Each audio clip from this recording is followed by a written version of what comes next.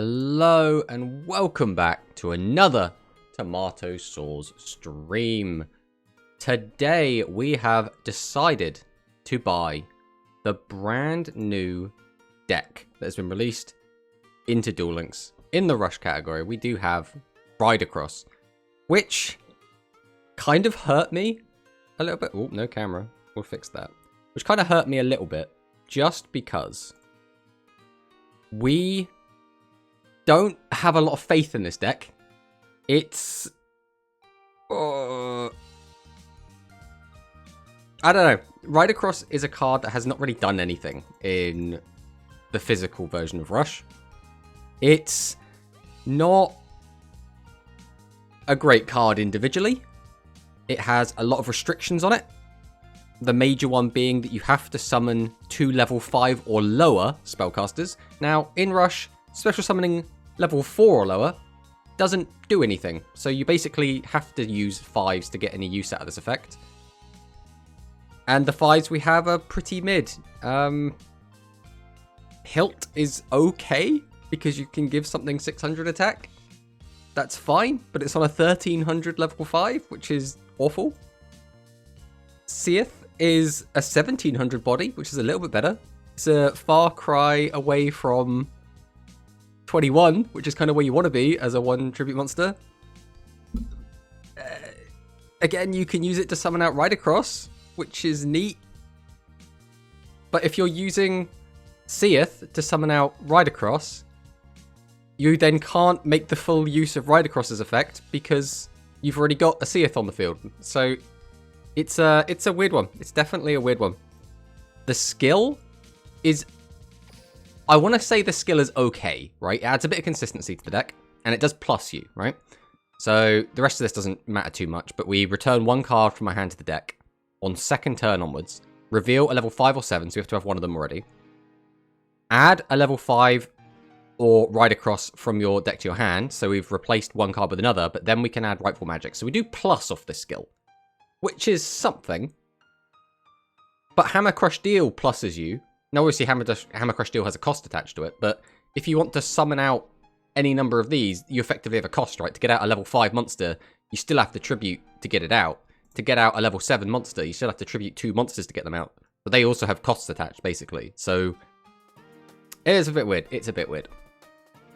Let's see what's going on in the chat. Hopefully, the deck does something and doesn't become a joke deck. I hope it does. So in the future, we will get Ride Across Ash, which I believe is the other one. And then there's another Ride Across. I forget the names of them. There's a fusion and there's a dark version. Let me just look them up real quick.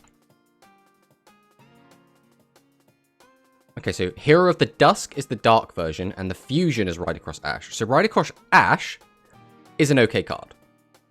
If we do get Ride Across Ash, that'll make Ride Across better, right? Now, Ride Across Ash doesn't suddenly make Ride Across a good card, but it means you kind of would like to summon Ride Across Ash, so playing Ride Across becomes less bad, but you still have effectively a brick in your deck that you just want to use to summon it out.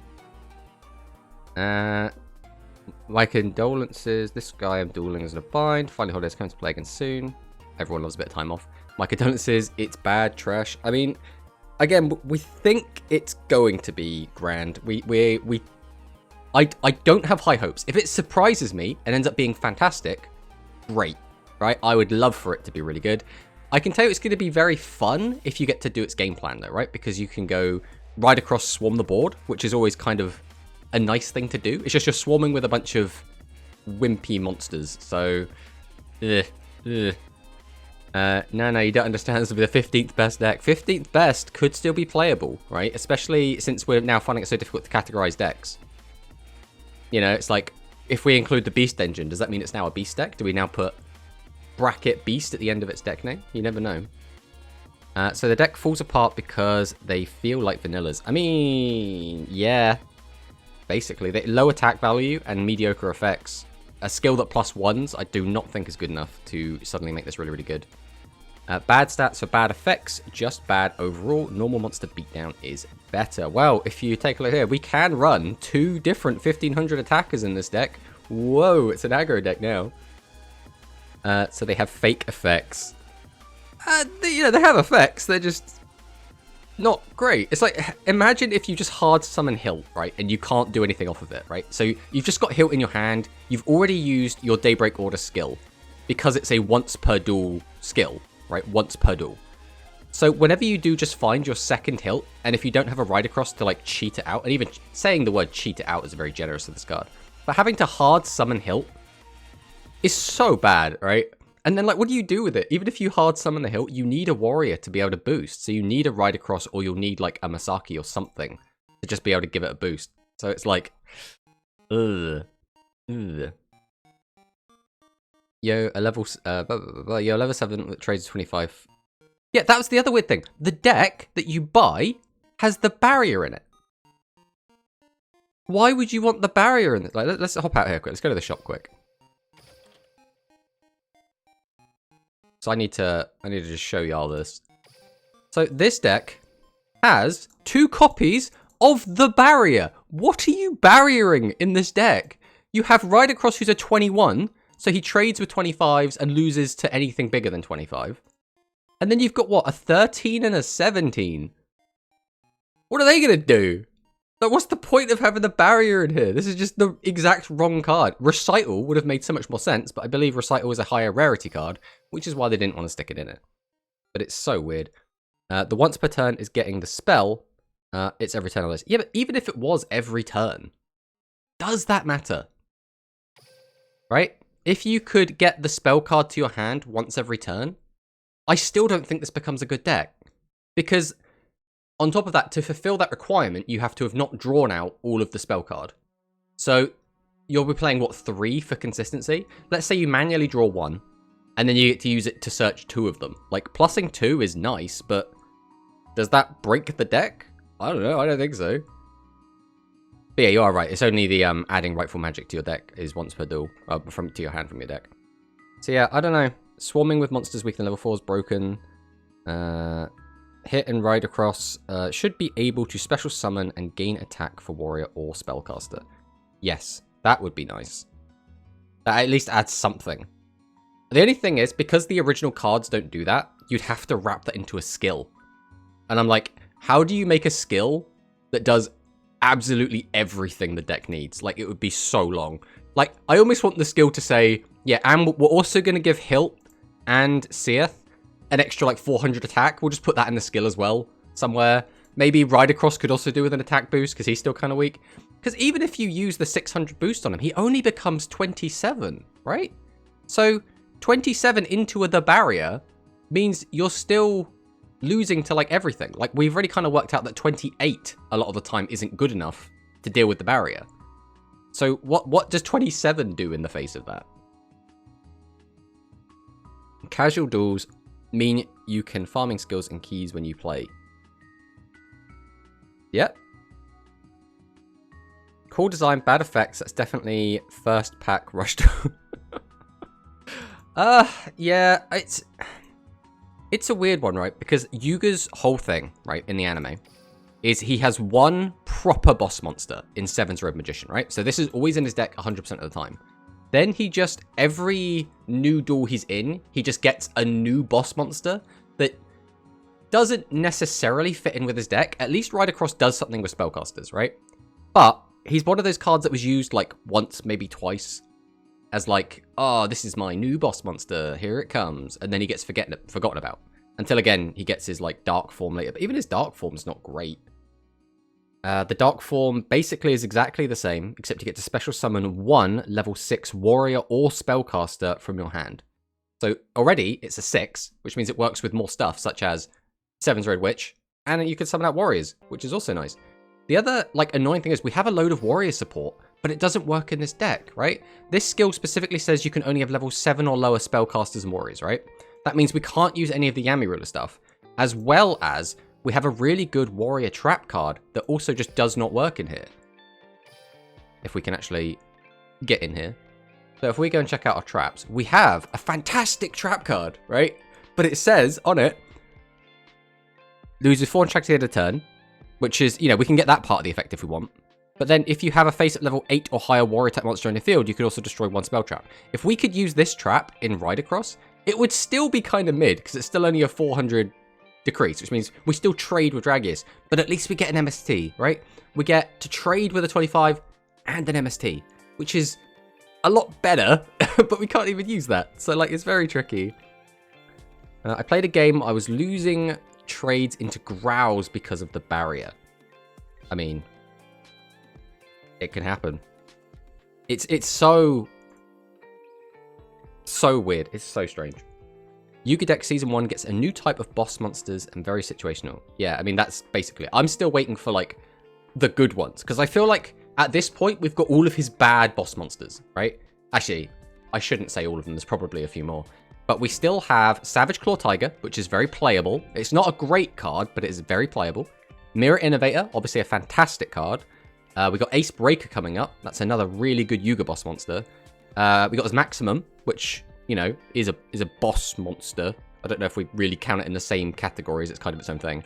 But still, very good cards to come. I feel like we've gotten all the crap ones. Yo, random question. Why don't you play Magical Juggler over something like Fire Spellcaster? So, the reason we're playing Fire Spellcaster is because we want a fire card just to maximize Seven's Red Magician effect. That is basically it. We already have tons of lights in the deck between Ridercross, between Hilt, and between Seath. So we've already got 7 lights in the deck. So having another light monster doesn't benefit me. Having a 1400 attacker would be nice. And I would much prefer to be able to squeeze it in. But I value the attribute over it. Just, I mean, I think you could make an argument that I don't need this, right?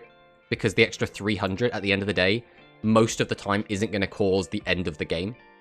I just like it for consistency in terms of filling the graveyard with all the attributes. But again, having just more beaters would probably be better. Again, we're going to be mixing this deck up a lot as we play today, because I don't know how to make this deck good. I mean, look at this right now, right? So we're on 1, 2, 3 Ridercross. We basically have gone with 2 of each of the level 5s just to try and get the effect off, and so the skill does something, right? So that's already 7 tribute monsters. Then we've gone with our actual good boss monster, Seven's Red Magician. And then we've gone with the one of Witch just to try and get it out. But even then, Witch feels like it's maybe a bit padding as is. So we've got 6, 7, 8, 9, 10, 11 tribute monsters in the deck. Which is, oof. Yes, you need 1 5 for Seven's Road attack, but you don't need 3. Just play it at 1 and put into Magical Juggler. It's one of those things, though, where, like, we have the one of Spell Archer, because Spell Archer is just complete garbage. But even just the one of Spell Archer, a lot of the time isn't going to find his way into the graveyard. So by playing 3 Fire Golem, it's more likely to show up. The only other benefit Fire Golem has, really, is to deal with, like, a Yami Ruler. And that only really comes up if we already have Ridercross out. And if Ridercross is out, Yami Ruler is probably just going to attack over us. So, yeah, I think you're probably right in that we don't necessarily need all the Fire Golems. But I don't like, because I feel like if we play Fire Golem at 1 and Spell Archer at 1, we're basically saying that most of the time we're going to cap out at 4 different attributes into the graveyard unless we get kind of lucky. Or unless it becomes a very late game and we can guarantee that we'll get them both in the grave. That's the only reason I got them in. I don't know how often the extra 200 attack is going to matter. Now, it might matter all the time, right? It might be a constant occurrence where if we had the extra 200 attack, we could have pushed or we could have cleared the board a lot better than we could have otherwise. But we have already got a decent number of 1500 attackers. And I feel like aggro builds primarily going to be stacking 1500 attackers anyway. So the difference between a 14 and a 12 isn't going to matter that much because we can't go over 15 anyway. And they also can't clear 1400 defenders either. It's just the difference of like taking 200 damage attacking into them. So it's a weird one. It's definitely a weird one. Although 1300 defense would be a very good reason. If we run into a lot of 1300 defense monsters, 100% we'd want to use Juggler. You still can't beat over all the level 1 0 attack 1400 defense monster. Yeah, exactly. That's my point. So the other thing is spells and traps in here. I don't know if Reincarnation is even worth using here. We've just kind of slapped it in. But, like, I don't think there's a ton of value to be gained from it, outside of, like, triggering our skill by getting, like, a level 5 or Ridercross back. Being able to reuse Seven's Red Magician is always going to be really good. We have Recital is in here, because, again, the barrier is kind of mid in this deck. I don't even know if we're going to use Recital. We might actually just take this out and put in more normal summonable bodies, just because Recital oftentimes feels like a waste of space unless the game's going kind of exactly as you need it to. It's a weird card. It's definitely a weird card. Hey, Max. Saw the level cap increase for Zexal. Yes, I did. It was very interesting. Obviously, for the most part, for me, that just means more gems. Which is always lovely. Always like more gems. I didn't look at any of the level up rewards from the new Zexal characters, so I don't know if they got anything like bonkers or anything. So I'm assuming they all got like a new end of level up card. And also, all of my Rush history is gone, which is nice. So we're in King of Games, but we haven't played any Rush PvP games, which is always quite nice. I did Cosmo got more stuff. Firehand at 3. Oh. Now, I assume Firehand is good in Speed Duel, right? Because it was good in the TCG. Obviously, we had hat format, basically named after the hands. But I feel like it's like a very slow control tool. And do we have... I assume we have Ice Hand at 3? Go with the Fire Hand at 3?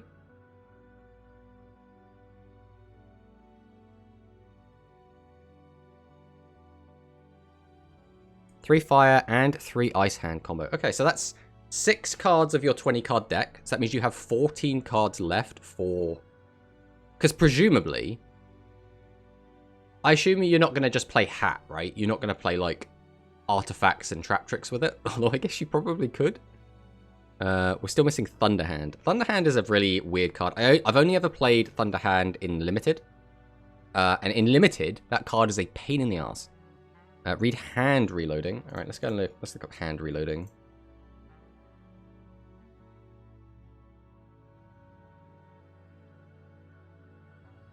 If this will work.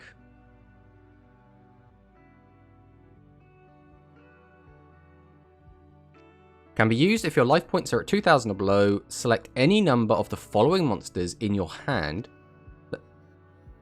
or graveyard.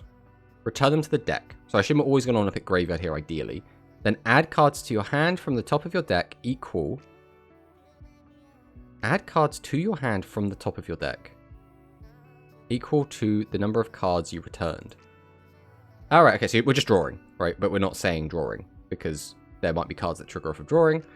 So Magic Hand, Fire Hand, Ice Hand, Prominence Hand, Giant Hand. Wait a minute. If your life points 2,000 below, you can just return 7 hand cards. Let's say 3 Fire, 3 Ice, and a Giant Hand. And then you just draw 7. Is that right? Am I getting that right? Any number of cards you return. Only once per duel, but if you... So in my mind, I'm like, Speed Duel is such a fast format that maybe it's not very good because the game might be over before you get to use all these effects. But there are a lot of decks in the game that just have to attack over your shit to get rid of it, right? Like, it's not like everyone has, like, popping face down just kind of built into the archetype. So a lot of decks, I think, will actually struggle to deal with that. And then you'll just get to draw a crap ton. And then, I guess the other thing is, though, if your deck is full of hand cards, you maybe don't have a ton of combo pieces. So drawing out a ton of cards would be really, really good for, like, a nice slow control strategy. But I don't know if you'll just, like, draw into just winning the game. The hands trigger even if popped face up or face down. Oh, well, there you go then. Is it when they're sent? Or is it when they are destroyed? Because that's another thing, right? Let's have a look. Firehand. It's been so long since I played with these cards. Destroyed. Okay, so I guess if you can send them or banish them from face down, because presumably they're a lot of the time going to be face down when the very first one's there. That's the other thing, because now whenever your opponent sets a monster at the beginning of the duel, you're going to be like, that could be a hand. How do I play around this? Very, very interesting. And then there's Prominence Hand, which is a card I don't even think I've ever read before. You control Magic Hand, Fire Hand, or Ice Hand to express summon this card. So it's just an extender. Okay. I mean, that's fine. I guess the question becomes, can you include the hands? The other one I'm excited for is Iron Draw for Mech Lord. Let's have a look at that. But yeah, I guess the question is going to be, is the hand package small enough that you could include it into a deck that only needs like 12 to 14 cards as like its main engine? But again, I feel like it would have to be a control strategy. Iron Draw.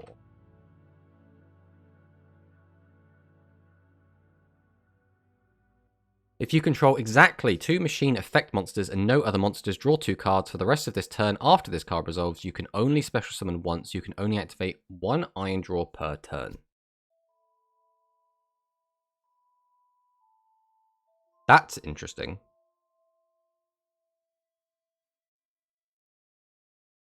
There's a lot of stuff you could do with that then, right? Because machine effect monsters is so broad, right?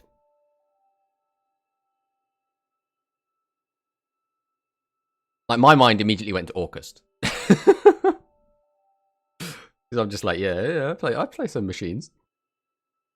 Chronomaly got a buff too. Magella Globe is really freaking good. Let's have a look at Globe. Level 4, you contribute this card to special summon a Chronomaly monster from your deck, except Magella Grove. I should probably just have this on screen, but let's see if we can sort that out quick. Rather than me just sat here reading cards off on the monitor. We do this. Chrome, do that. There we go. And then if we search for... Yeah, except Chronomaly Grove. This card is in your graveyard, except the turn it was sent there. You can banish 1 Chronomaly monster from your graveyard, except Magella Grove. Add this card to your hand. You can use effect of it once per turn. I mean, it seems decent. I don't know how good Chronomaly is. I haven't heard anything about Chronomaly in a long time. So I don't think this is suddenly going to make them like super relevant, but what do I know? I'm not... Like, I know what's being played in tournaments at the moment, right? Like in the, what was it, the DLM last night, there was the Amazement deck that won. And that was pretty cool, because I wasn't expecting... Amazement's always been a deck that's been really, really cool. But I've never seen it as being like a super competitive deck, but...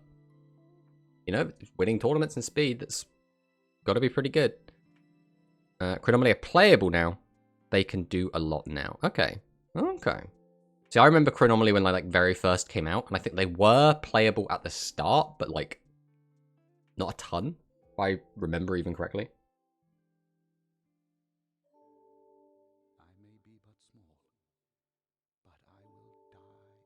But that is very interesting that we got some of this new stuff. The other question is now going to be, what are we going to do with our speed stuff? Because I've seen a lot of people saying Rightful Magic is going to be a new mainstay, and it's going to be a really good card. People are all going to play this card. I'm not so convinced by this card. I think it's not bad, right? 2 or more face-up monsters with the same attribute on your field. 1 face-up monster on your opponent's field loses 600 attack at the end of the turn. 600 is decent, right? Because that means you can basically use this to play around the barrier, which is pretty good. And it's generic enough that you can just slap it into anything, pretty much. But the issue is spell trap space. I think a lot of the time, people are going to rather have trap cards over spell cards. The primary reason for that being is you can use traps to protect your already established boss monsters, but you use spells just to break your opponent's board, right? Because a spell like Rightful Magic is proactive, but it's still reactive, right? You can't turn 1, play Rightful Magic and have it do anything. That's just not how Rightful Magic works. You need your opponent to summon a monster, and then you can Rightful Magic, weaken it down, and try and beat over it. So it's a reactive, proactive card, whereas traps are just reactive, but they're faster, if that makes sense, right? Like if I end on a Ride Across, and then I can protect my Ride Across with Recital or Widespread Ruin, I get to keep my Ride Across, potentially pop your monster. Then on the crackback, I could then use like Rightful Magic, or I could use Hilt, or I could summon out a Seven's Road. But if I just have Rightful Magic, Ride Across dies, and then I have to use the Rightful Magic the following turn, and then ideally also find something that I can combine with it to be able to out something. So it's a weird... It's weird, right? I think it's gonna come down to how many spells and traps people can get away with running. Already, we've seen that people have been in a lot of places trying to slim down the number of spell traps. Like, I've seen people running as low as 4, sometimes 3. Like, I think 6 at the moment feels like quite a lot. So, we'll have to see how it actually shakes out. But, enough chit-chat. Let's hop into a game, rather than just sitting here for half an hour just talking. And let's see what this deck can do. Again, I've not got high hopes for this deck. Like, we really do not have super high hopes. But it might surprise us. It might surprise us, right? You never know. Let's see what happens. And I also do not think our build of this deck is good, right? We have already drawn 2 Garnets and an unplayable hand. So far so good with the Ride Across deck.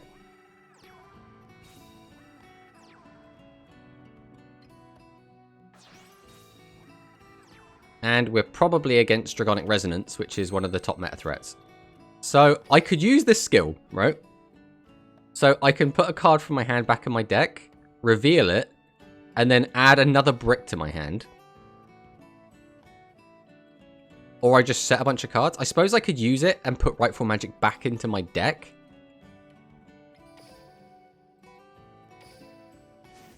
Why not? Because we're just going to have it sat in our hand anyway. So we'll put that back in. We'll show our opponent our manly Ride Across. And then we'll grab out our... I guess our Seath, because that might unbrick us next turn. And then I don't think we're going to add Rightful Magic to our hand, because it doesn't do anything. And we're then going to set 3 back row. And then just pass the turn. This deck is peak. Hello, Waltz. Yes, this deck is... Whew. Ooh, it's something. I mean, to be fair, we have horrendously bricked, but... we weren't expecting this to go well. We have hard countered his Piercing Dragon Bunker Strike. Unfortunately, we are dead because we don't have a play.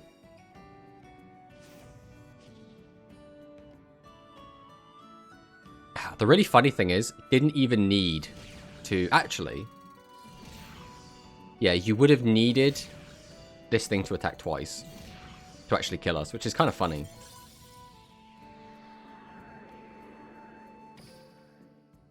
And building a hand deck? I look forward to seeing what you come up with, Max. I'm glad there's been nothing but easy skips recently, so I can stock up on gems. January is bound to be good. Yeah, I mean, fingers crossed, right? It should be.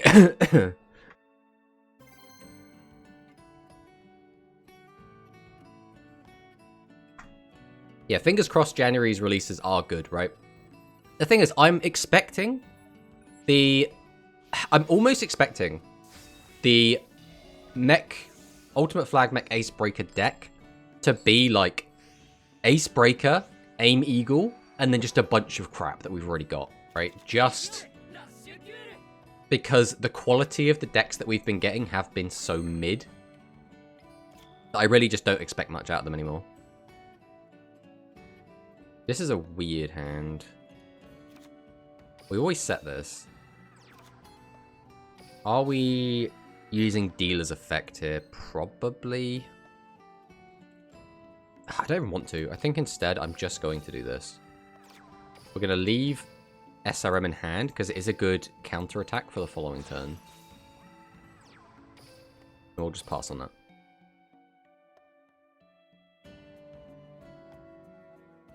I think we're getting Mirror Innovator for sure. In a box, of course.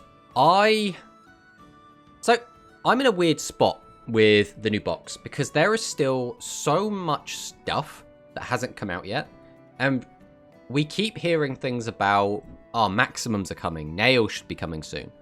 But there are so many things that should be out before Maximums, right?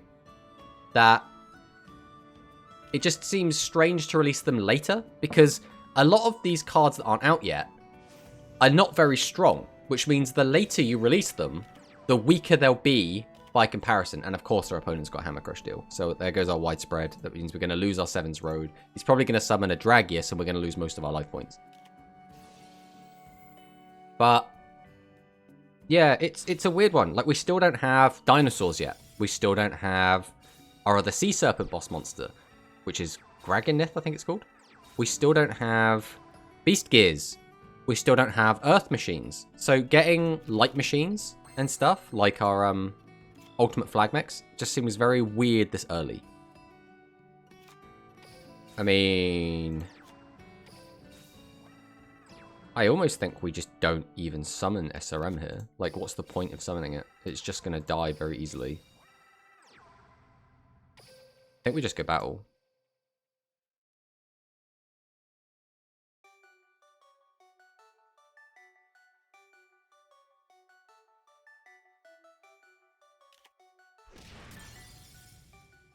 Let's see what else he's got.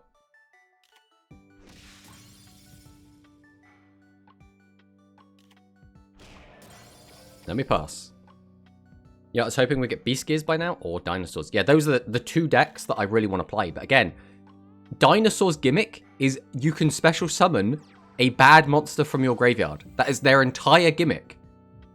So the later you bring it out, the worse that is, right? Like, they could have brought that out set 1, and that would have probably been maybe playable. I don't know how we won that game. Our opponent, I believe, was just playing the best deck in the format, right? He was just playing Beast Dragon Aggro. Or Dragon Aggro with Beast Engine is what I've been calling it.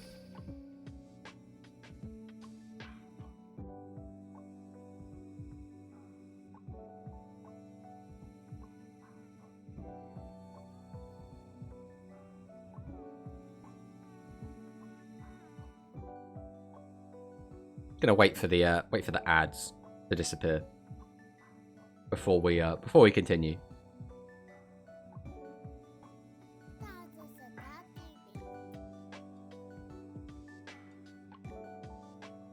So we just beat a 1-to-1 recreation of the #1 deck from the GRF, which is also what ad. You're one of the special few, Dragson. You don't have to worry about ads. But we just beat one of... You know, this deck, I believe, won Quantum's tournament last night, and it won Harrier's tournament on Sunday. I do not know what kind of hand he must have had. He must have just hard bricked, right? Because there is no way this deck should lose to us. Like, he must have literally had nothing else to do. He must have had nothing but tribute monsters.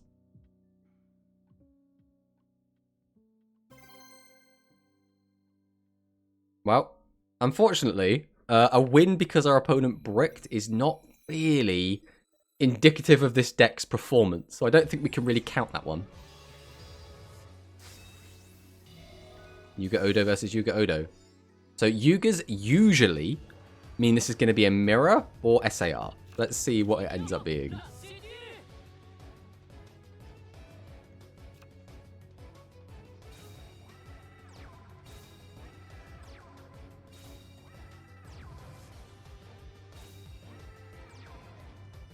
Okay, so a high level in hand, presumably.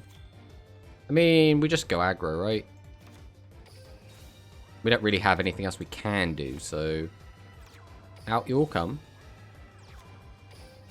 I guess we won't get greedy. We will swing with a 15. We probably didn't need to. Yeah, we didn't need to.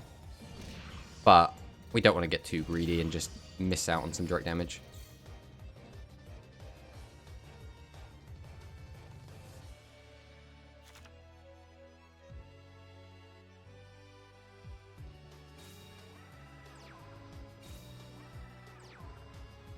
Okay.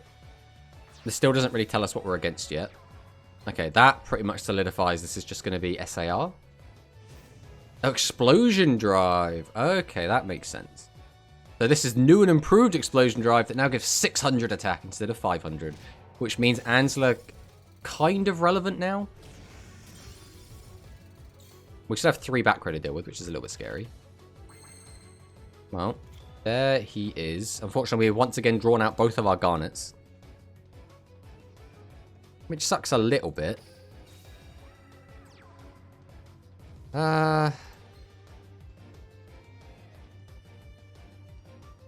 So we will then summon... I guess we will just straight tribute to.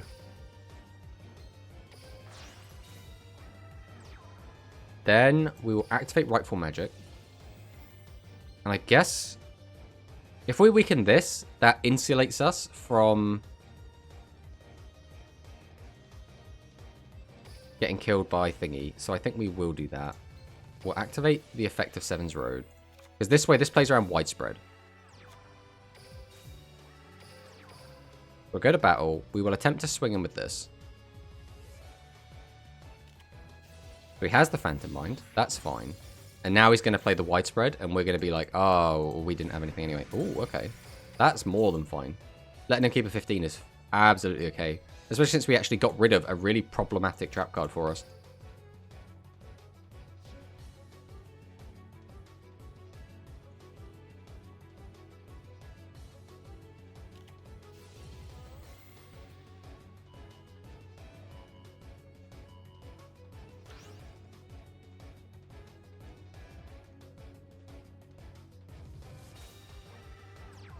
Okay, so we got out Wolfang. Where are we going with this, sir? DMG. DMG in Explosion Drive? Okay.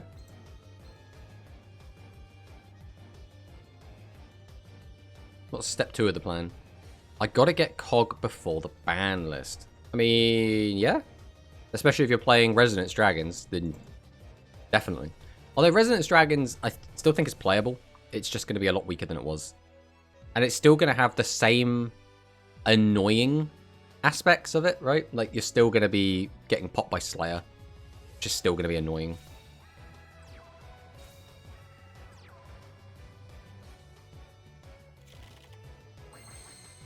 That's a lot of big boys.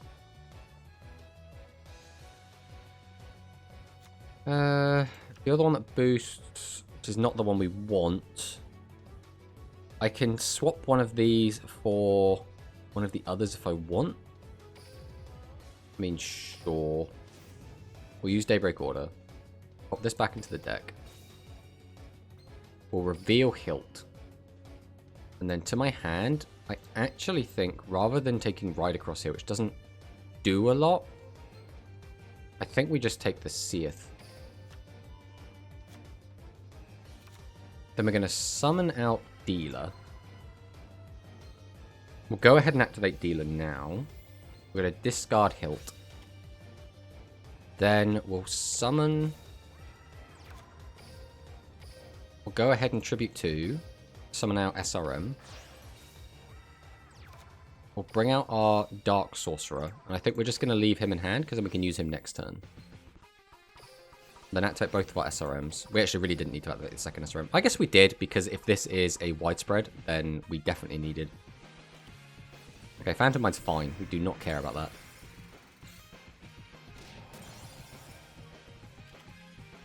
And we get a full clear, which is always very nice. I think I'll try with a Rise for now. Yeah, a Rise post-ban list is still very strong. Like, obviously it's been hit, which ain't great, but it's still been seeing results.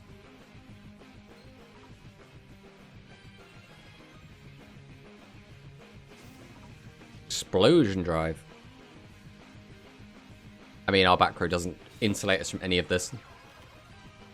Road Magic Explosion. Ooh, that actually might sting. Ow. Recovery Force. I think, honestly, I'm going to save up my gems for Mizar's release. Yeah?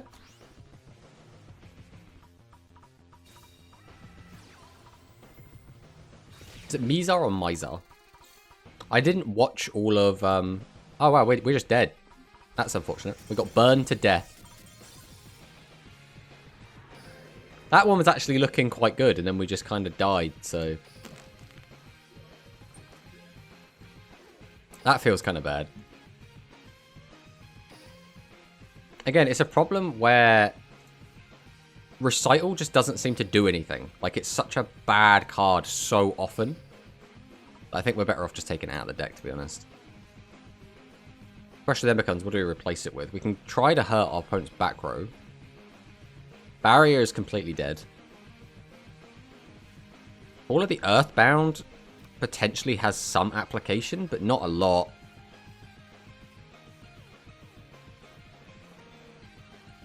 Unironically, Pierce might be the way to go, just because we can get giant guys. We're getting eventually Tachyon Dragon soon. It's like Misael? That still doesn't help me out here.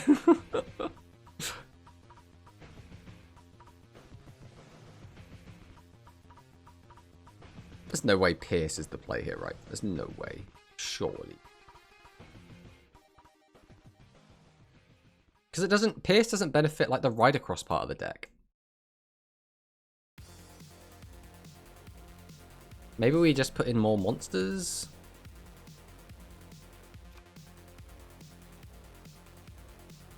The issue is we can summon out 3 big guys. Big, in quotations. But it's a sub-name, but in the dub he's called Mizar. I know it's hard to pronounce it. Yeah, I'd have to see it written like phonetically.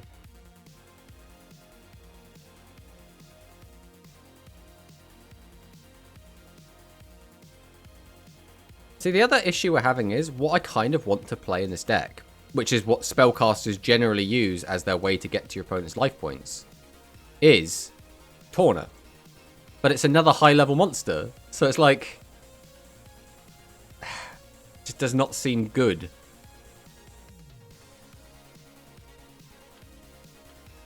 Let's put in a couple of Pierce and see how it feels. It's probably going to go very badly, but we're just testing. We're just testing right now.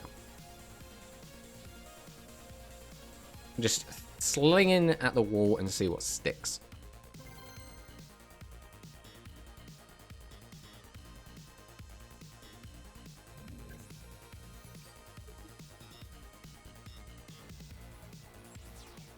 Okay, we're against Roa. Now, is this actually going to be Royal Rebels? I want to build Starry Night now. What prompted that? Soon they're getting their Negate Trap. Ooh.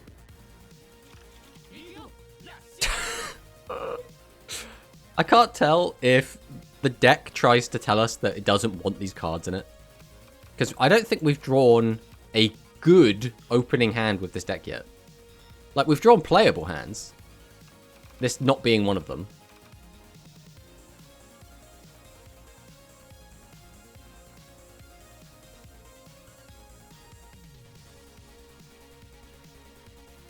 This is just so funny. Starry Night's got everything other than just one of their traps they're missing, and it's going to be an ultra rare. Okay. Where are they getting that from then? A box?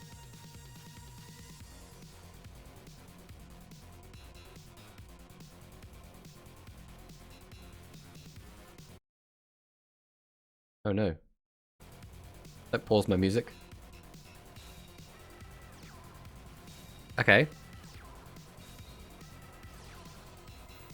These 3 cards do not go together. These cards go together in my deck. What are we doing here? That's a Summon Skull. What is this? Why did you play Forest? You could have said it. I mean, I can't do anything to stop you because my hand is 2 Pierce, 2 Seven's Road, and a Monster Reincarnation. But I'm a bit sad I'm going to lose to this, to be honest.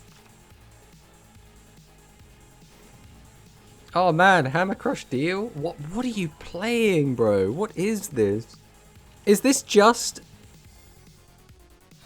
Dragon Aggro featuring Forest? Is that what this is? Why are you activating Seahorse Carrier? What else can you possibly have? Tribute these 2 for a higher level monster, and then what? Summon out Kanan? Not Kanan, the you took back thingy. Okay, just Masaki. So we just put an extra card in our hand for no reason. I mean, I got nothing, mate. Pierce in this meta. Oh, the problem is, Drag, that we don't have a way to get to our opponent's life points. We're very good at making big Seven's Road Magician. And then we just attack them into defense mode monsters and nothing happens. So we want a way to try and close the game. But I legit think Monster Reincarnation is just bricking us to high heaven, so we're definitely getting rid of that.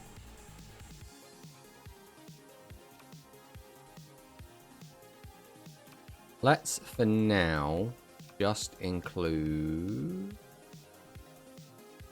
Second Wind. We'll try this out for now.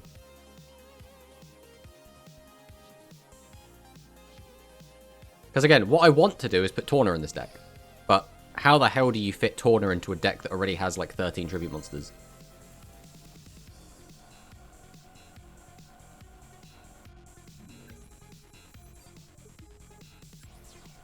Alright. Come on, let's draw a playable hand.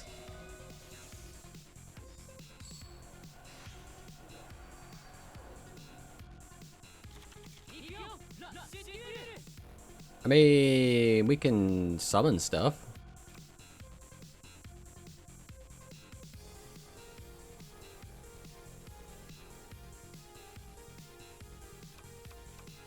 This is a very awkward hand, though. This is what we can summon out of 17. Use the skill. Put back, like, Rightful Magic if we want to. Then what?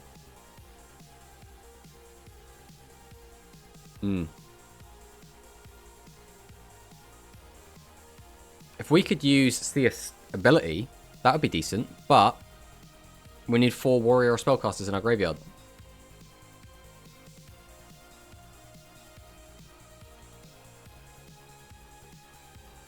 What could our opponent be thinking right now? Unless he's playing our deck as well, and he...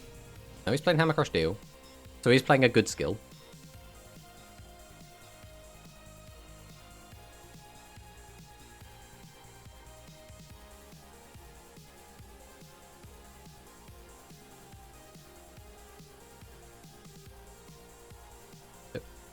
Why is our opponent taking 100 years to make each move? What's going on here?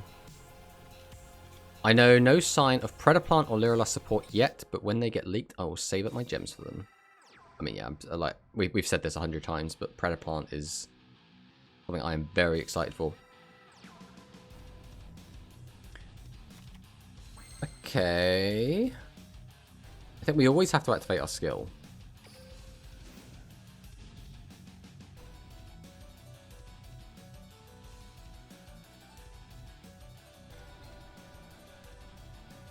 Alright, let's put Rightful Magic back.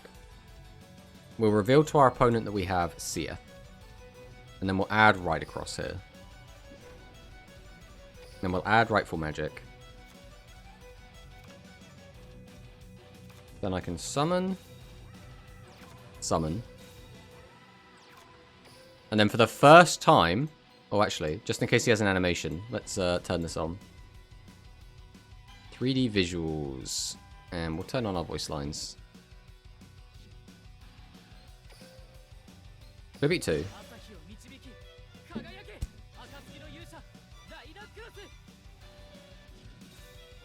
Oh, no animation. That takes effect. And while we do, we will go and turn that off in a sec.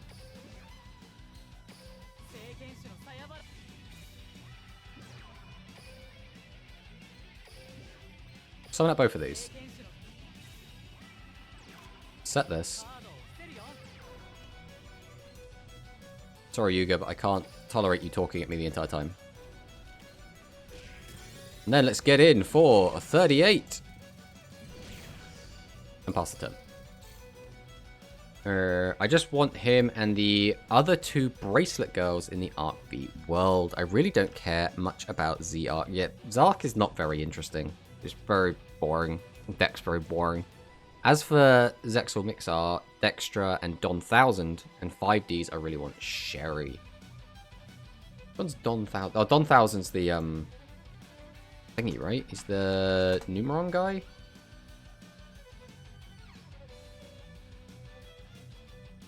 I think he's the Numeron guy. Deck. Yeah, Numeron deck. Yeah. I must say I'm not looking forward to Numerons coming out. I mean, what do we do with this hand? We could just not. I mean, if we just get 2 attacks connecting, we just win, right? So, attack. Attack. We did it, guys. We won another game. Oh, this deck is very funny. We've won 2 games off of bricks. 1 game we didn't brick and we got to play the game. We lost to 4,000 burn damage from Explosion Drive, which is very funny. Now we just go again.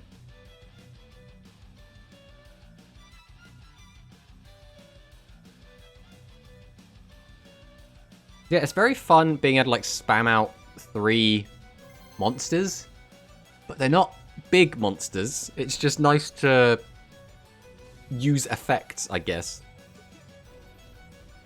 Yeah, I can see Numerons being a very sacky OTK deck, but I'm excited for the character himself and hearing his theme. But if Numerons do come out, I would honestly build them like I have built Time Lords for Z1. Yeah, I've never been a big fan of Time Lords either. Time Lords are a weird deck.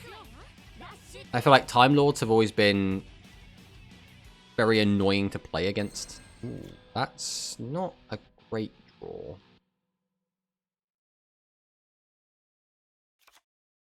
I mean, I guess no matter what, we just set everything, right? Do we hold Hilt? We probably do.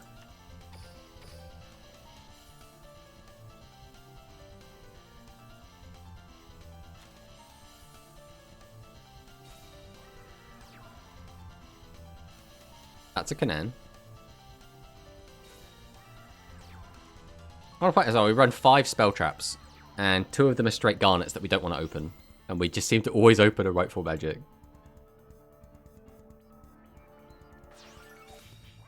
There's something about the final antagonist decks I really like a lot. Yeah? Or maybe you'll really like the Rush Duel antagonist deck.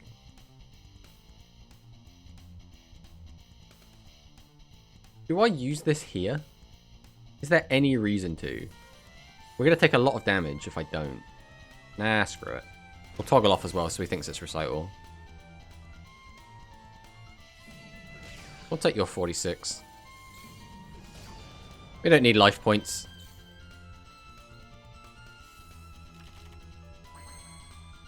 Sheesh. Alright, we can play the game at least. We'll activate our skill. We'll pop this back into our deck. We'll grab out... I guess we'll reveal our right across here. We'll grab out our bigger boy. Yes, we will add Rightful Magic here. Alright, then we summon Masaki. Oh, wait. It has to be spellcasters. We don't have a second spellcaster.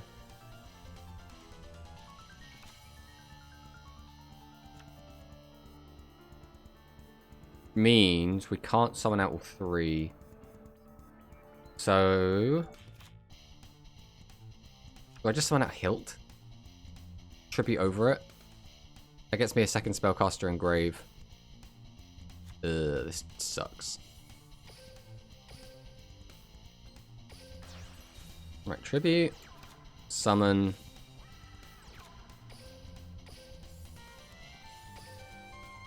Tribute both. Ride across effect. Put both of those back. Summon out Seath. And then we're going to activate a Rightful Magic because otherwise it's just going to sit in our hand. What is this? That's Pierce. We don't need that. And we're just going to battle. And then I guess, yeah, we'll just beat over. God, this is so mid. This deck is just so very, very mid. I have never watched 7, so I don't know. I think Go Rush World is next year. I mean, you'd expect it to be, yeah. I really do think, just right now, Rush isn't that much worth investing in your old account that you have so many speed decks invested and built. It's better off just making a new account. I think it depends, right? It depends.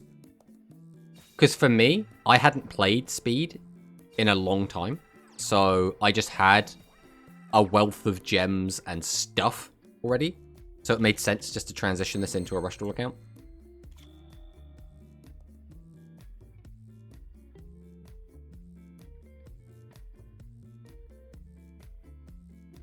I mean, yes.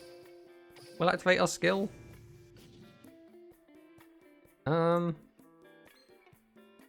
Yeah, we'll get rid of you. Reveal this to you. And then I guess I'll take you. Then I'm gonna summon. Activate the effect. Just gonna throw this in the grave. Then I'm gonna tribute both of these just to get all of this out of the way. And then I can put some cards back in the deck. Guess it doesn't really make much difference. We'll put those back in.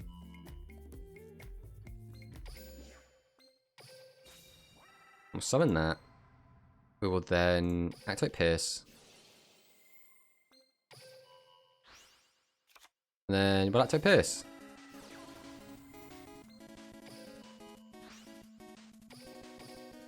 Swing!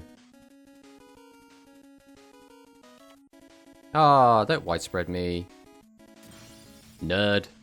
What's this widespread bullshit? Same, I barely play speed. And doesn't Rush have like over 800 plus cards now that we've yet to get? I mean, yeah, exactly. Also, morning, afternoon. Good. I guess afternoon for me, so good afternoon, Xantru. And then, so there isn't that much cards. I mean, yeah.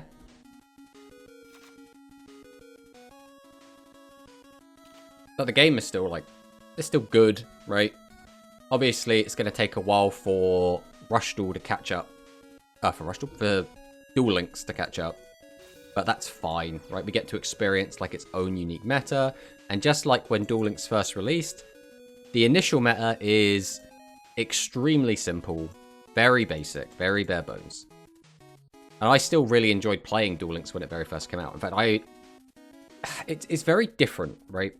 Because I am the kind of person that can enjoy some Unga Bunga, and also I enjoy a very in-depth combo deck playing into another in-depth combo deck, right? So, like, I play so many different card games that all play so very differently from one another that I kind of can get on with anything.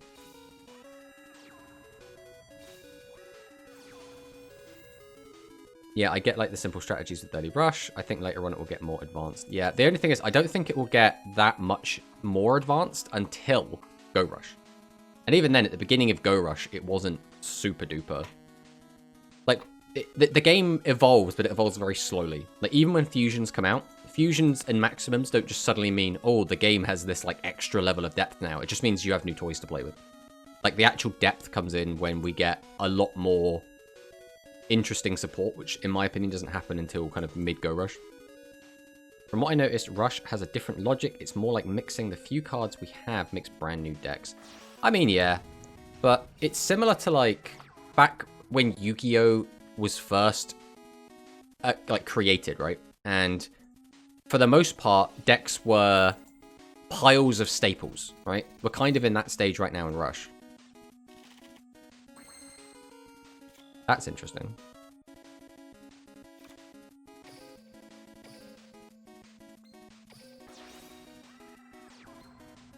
We use the effect, discard, summon out SRM.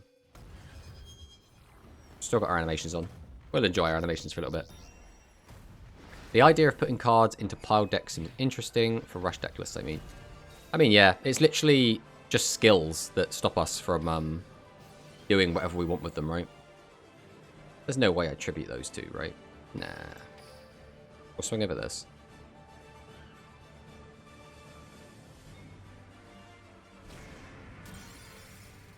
Then we'll swing over this. You gotta have something. There's the P-Bind. It's not enough. It's weird, right? Because depending on who you ask, people either love the fact that Yu-Gi-Oh is a game where you can put whatever you want into any deck and it will work. Or, no, I only want, like, archetypical decks. I only want decks that play, like, within their own confines. So, like, depending... Because Yu-Gi-Oh! Is both of those things, right? Like, when Cardfight Vanguard first came out, you could mix and match your cards as you wanted. And people didn't really like that. Obviously, you're incentivized to use all of one clan. So eventually, they changed the rules to say, okay, if you're playing this clan deck, you could only have this clan in your deck. And it's like, yeah, it's now a bit more restrictive. But now they've kind of gone back on that. And they've now said, right, we're going to put all the clans into 5 different nations. And now you can mix and match cards from the same nation. But you still can't mix the nations together. So like, oh, what is this? Hand. Okay. We can't end with 2 SRM in hand. So we're definitely tributing it out. Maybe our opponent will be scared of an SRM plus 1 back row. That's right. Be afraid. Be very afraid.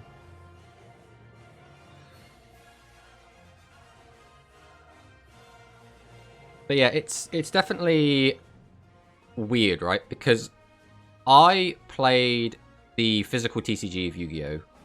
Up until, I guess, to the end of 5Ds, right? So I kind of stopped playing around Zexal. And that wasn't because I didn't like the game anymore.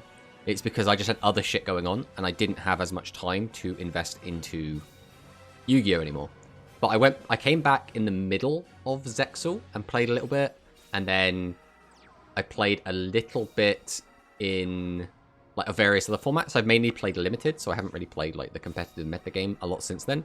But up until the end of 5Ds, I was playing very competitively. I was going to very large-scale tournaments. I went to nationals several times. Had a blast doing that. But most of that time period was before archetypes had really been solidified. So it's very funny how that's kind of ended up. Ooh. What skill did you use? Oh, Ron Noodle Art. Okay. I just want to play the game deck. What's this? What's going on here? Alright, we have to activate our skill.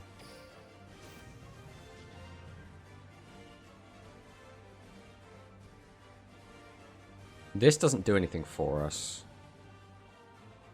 We only have Hilt as well, which really sucks.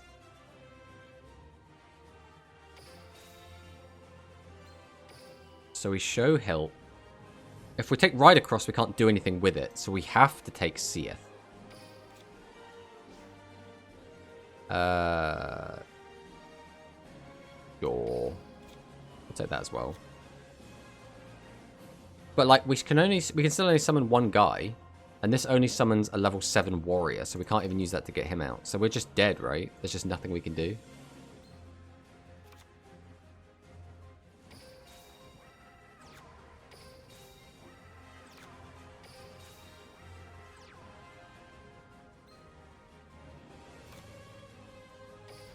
I mean, yeah, sure, we'll tribute Set over this, but I'm pretty sure we're just dead.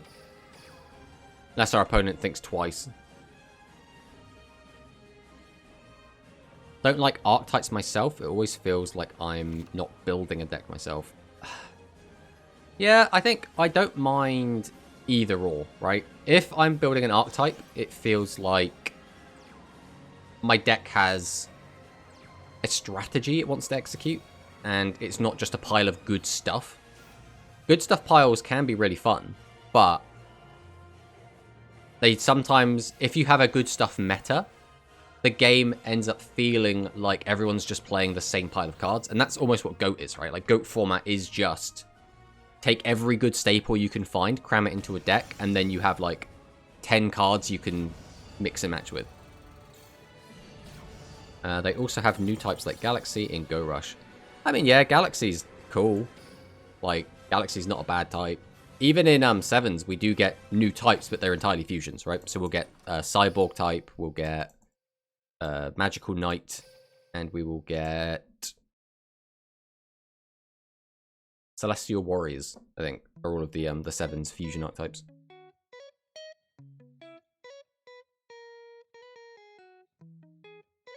Trying to think if we can change this deck at all.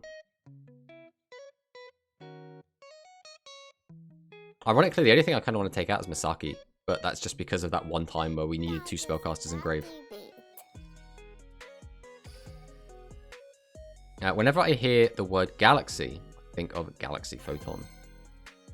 I mean, yeah. I mean, Galaxy Photon is an awesome deck, used by one of the best Yu-Gi-Oh! Anime characters of all time. So it makes sense you would think of that. Of course, so this might be an unpopular opinion, right? Because I know a lot of people really don't like that Rush Duel is the anime now. But I think Yu-Gi-Oh! 7s ended too quickly. I think it was just getting into a good rhythm, and then the entire show ended. And it was like, why have we done this? I really don't think I can just leave Seath in my hand. So we're going to tribute summon him out. We'll put them in attack mode as well to try and be scary, but realistically, we probably should have said it. Let's see what our opponents got.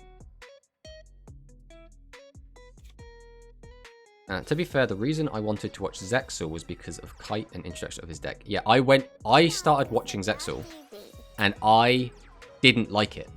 And then I watched Arc V, really liked it, and then they introduced Kite into Arc V, and I was like, this guy is awesome. I want to go back and watch Zexal now, because this guy is in it.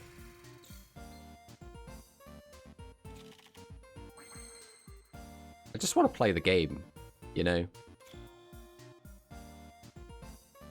I can't get enough monsters in graveyard to use the effect. We've also drawn out both of our Garnets again. This is a continuous thing that's happening. There's no point using the skill, right? Using the skill right now doesn't do anything. That's not true. We'll use the skill. Put this away. And then we'll reveal we have a Ride Across. And we will then take Hilt. We'll then set. Tribute set. We're doing this just to get another card out of our hand.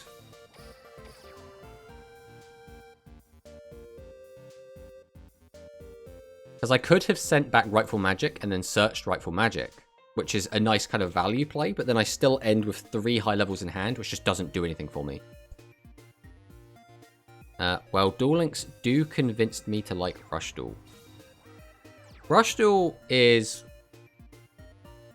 it's so hard to, like, defend Rush Duel to people that just straight up are just not interested. I think the main issue that Rush Duel has had is that a lot of people are very antagonistic towards it because they don't like how the anime is now Rush Duel and not Speed Duel or Master Duel, let's say, Master Rule. So because of that, they're now like, I want my anime back, therefore I hate Rush Duels. And then it's like, oh, well, if Konami is now working on Rush Duels, that means they're not putting as much effort into making Master Rule, so I hate Rush Duels.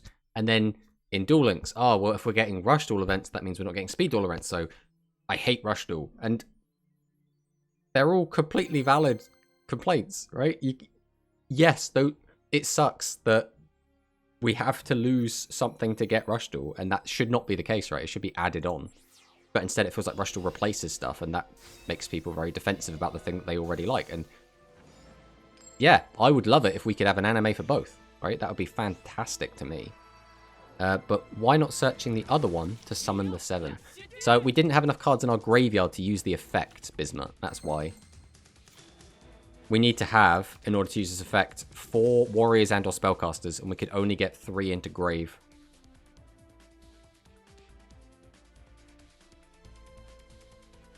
I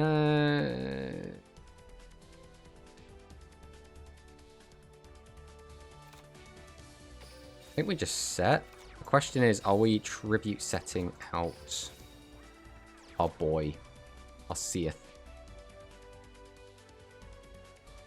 Probably, just because again, we don't want to brick. If we don't, it's tricky. I think we are going to tribute out though. Get rid of this. I have an argument for it though. You see, after every Yu-Gi-Oh! Master Rule generation, the anime was less popular. Yes. That is true. It's a weird one because I think Yu-Gi-Oh! Overall is a game that appeals to people that played Yu-Gi-Oh! Growing up, right? And that means that a lot of us now are adults, right? We're in our 20s, we're in our 30s. And Rush Duel is clearly an attempt to recapture youths, right? It's to recapture a younger audience. Whereas I feel like now, Master Rule is aimed at a more mature audience. So the people that like Master Rule almost are like, well, we want a more mature game, a more complex game. And because of that, we also want more mature and complex anime to go alongside it. Which I do think Vrains was pretty good at doing, right? Like, you compare, like, Vrains to, like, GX, right? Like, one is a lot more... what? This deck, man, this deck. This deck. Jesus.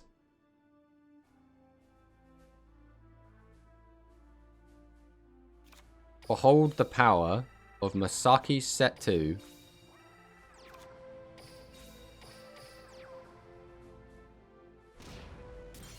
And then pass. I like the idea of Duel Links getting all the series worlds together and you can use any characters you want. Like, it creates a multiverse between them. I mean, yeah, I think that's really, really cool. It would be nice if we got an anime for Duel Links, right? Because I know, like, Duel Links is kind of Vrains, right? But a show or, like, one-off OVAs or specials or something where, like, you see Yugi using modern Dark Magician support playing against, you know, Yuya and his, like, Pendulum deck. It'd be really cool. Because I think you couldn't just have them using their, like, old cards, right? Because that would be, you know, Yugi would get clapped, right? We could technically play with this hand. It's not good, but we could do it. Behold. Daybreak Order. Go away, Sevens Road. Be revealed right across. And then I'll take... you, sure. Actually, I don't want you, do I? We'll just put right across in the bin. We're going to be discarding anyway, because we're going to be using Sevens Road Magician. Yeah, sure, we'll take Rightful Magic. We'll then summon. Tribute summon out SRW. Activate the effect. Throw right across in the bin. Summon out the boy.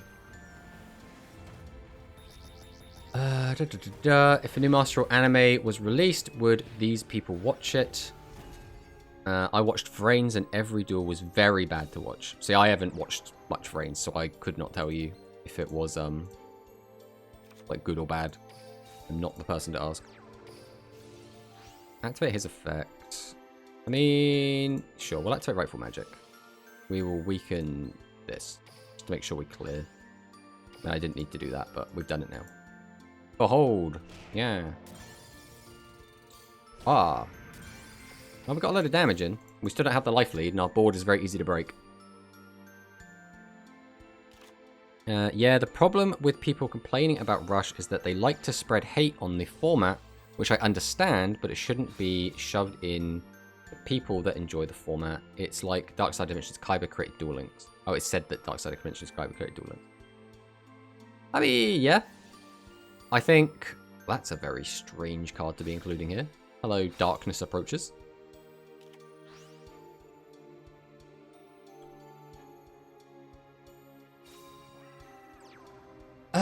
It's a weird one, right? Like, again, we don't really like people spreading hate on anything, but I understand people getting very defensive, and I think there will be a lot of people that are really bad in specific social situations that are not very good at formulating coherent thoughts and opinions, and therefore the easiest thing to do is just say the thing they don't like.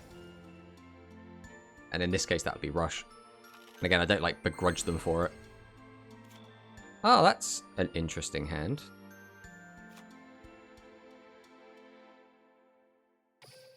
Behold, the full power of Rider Cross.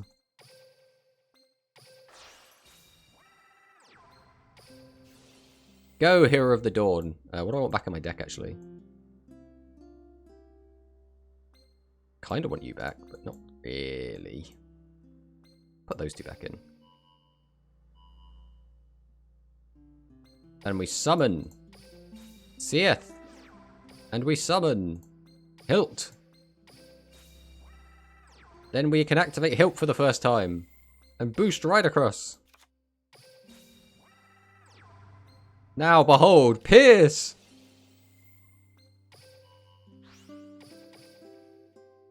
Finish him! We got a win! And it wasn't a bricked up opponent. It was an opponent that had a very bad deck, but it still was a win against someone that didn't hard brick against us. Alright, let's take a look at what deck this person was running, because that was very interesting. They had Darkness Approaches.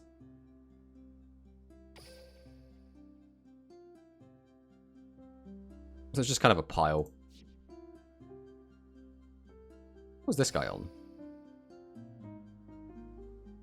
This was just Warrior. I think he just bricked again. We're really just not winning any of these games other than just straight bricks, are we? Well, let's go again.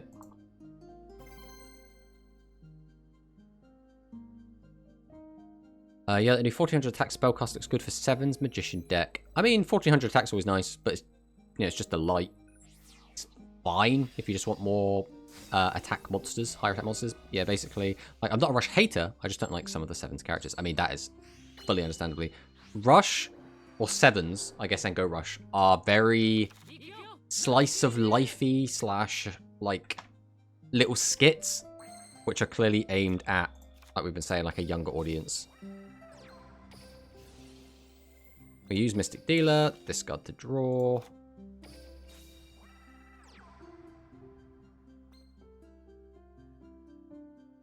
Sure, we'll discard this again, because we don't want to just end with a bunch of high levels in hand. That's very funny. Unfortunately, it doesn't actually accomplish anything here. Do I just leave these in attack? Because, like, I have... Nah, we'll tribute this out. We don't leave that in attack. We'll get out the Rider. That now means that our graveyard is set up if we want it to be used for a big play next turn. I don't think there's a point in cheating out Seath, because having Seath in hand means we can search out another Ridercross. As long as we get one normal summonable monster, we can do a combo next turn.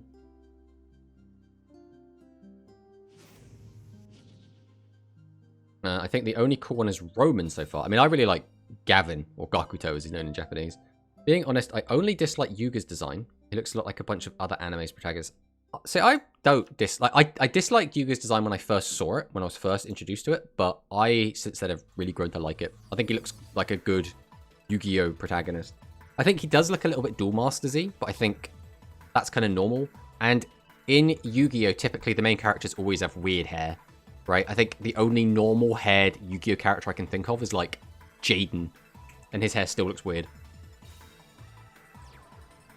Yuga just looks like a character from a different new generation game, like other Digimon or other new generation Beyblade. I mean, yeah, that's very, very true. Again, all of those things are typically aimed at a younger audience as well, especially Beyblade. Beyblade gets reinvented so often, doesn't it? That's what it kind of reminds me of. Yep, and there are a lot of others like Dinosaur King, Duel Masters. Yeah, Duel Masters is huge in Japan. Let me have a look.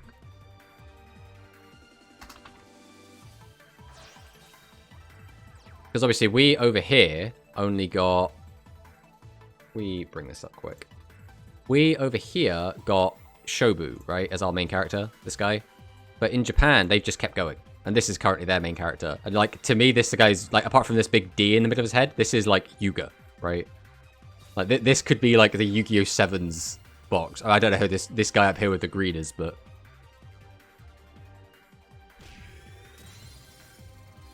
But yeah, Duel Masters, very big in Japan still.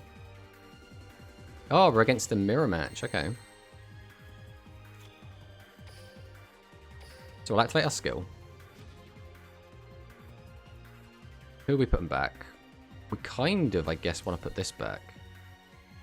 What do we have face down at the moment? We have, okay, in which case we're putting this back. We'll reveal that we have Seath. Then we're going to add... Ridercross to our hand. Then we're going to add Rightful Magic to our hand. Then we're going to summon. Tribute to summon out Seath. Activate Seath. Put this and this back into the deck. Oh, it's 4, isn't it? Yeah, okay. I remember how this works.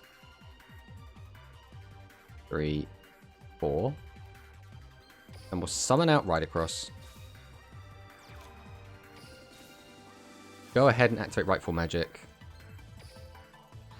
Then we'll go ahead and activate Rightful Magic. Then we will set. And... we could have summoned out him if we had instead put back a warrior. But I guess this is still fine because this means we can use our skill next turn. And we will have 4, assuming both of these die, we will have our graveyard set up to use Seath next turn. Oh gee, there's so much stuff going on with New Generation shows. That has a Doraemon feeling to it, lol. I mean, yeah, exactly. The reboots sometimes are not the best. Like, there's a lot of shows that I can think of, like Teen Titans. Oh god, Teen Titans Go. Which is even... Because the word Go now has so many weird, like, things put on it, right? Like, Go Rush, right, is the Yu-Gi-Oh thing. But then there's, like, Pokemon Go. And, like, a lot of the Go games are now, like, Pokemon Go style games. But I think Teen Titans Go kind of started it all. Where now, whenever I just hear Go, I always think, oh yeah, this is meant for quite a young audience.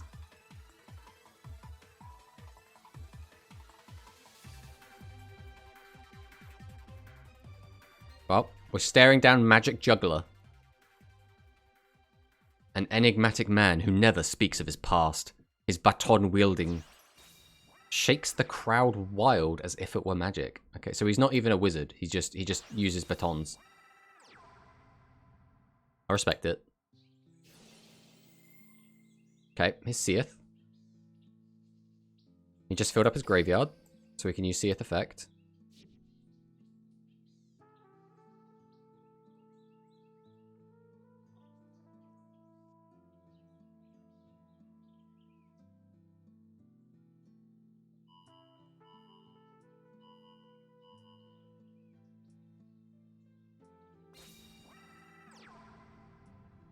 Gets out the Ridercross.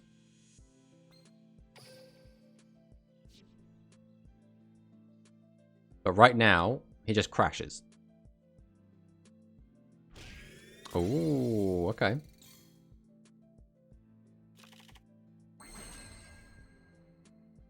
So Hilt is a very good draw here. Or it would be. I can use my skill if I want. I can also just tribute over, summon out Seath. Use Seath. What does using the skill get me? Like, nothing, right? It would literally put a card back to get the same card back.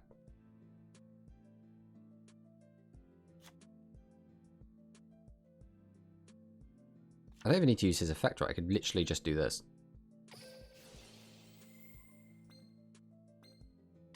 So I'll pop these cards back into the deck. We'll summon out this. Summon out this.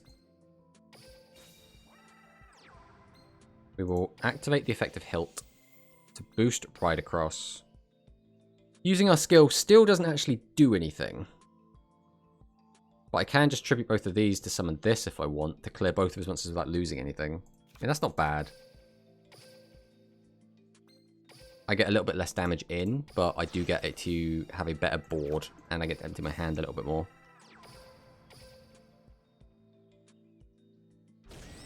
So we'll get over this, and we'll get over this.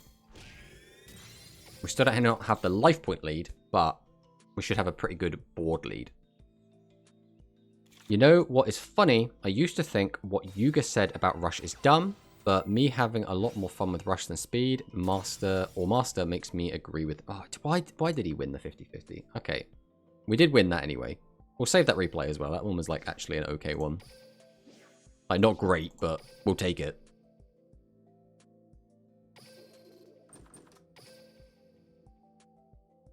I still don't know if there's any other tweaks we want to make to this deck. I feel like maybe we cut one of the Pierce. Because the main problem this deck has been having at the moment is that it's still just bricks.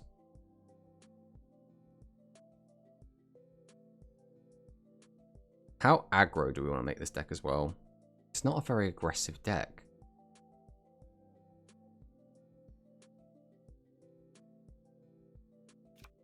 We could take this out and just put in a couple of the 1400 jugglers.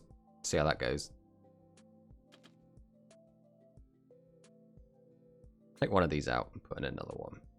Go for a bit more of an aggro variant and see how it feels. Already lost it. Where is he? Let's check this out. See if this feels any better. I don't really want the Pierce, but I do want... We got into a situation before. We had 2 7s Road Magician out, and we just could not clear his defensive monsters, and then we got burned to death. And I don't want that to repeat itself. That's kind of where we're at with that.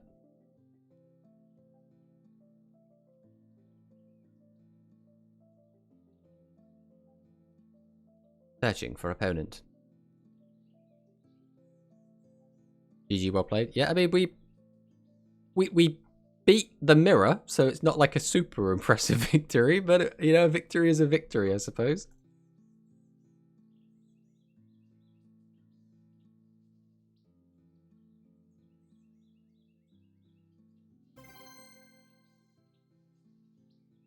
Alright, let's see what we're against this time.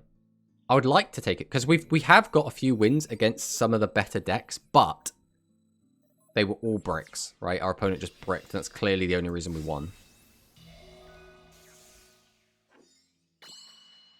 We're on a 3-win streak, somehow.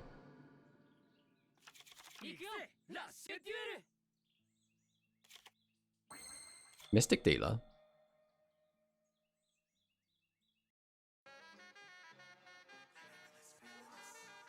I don't really want to end with this many high levels in hand.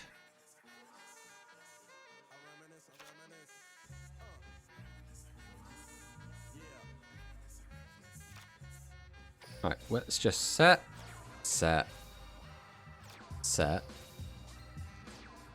And then we're going to tribute set. Just because I really do not want to have 2 level 6s or 2 1 tribute monsters going into the next turn.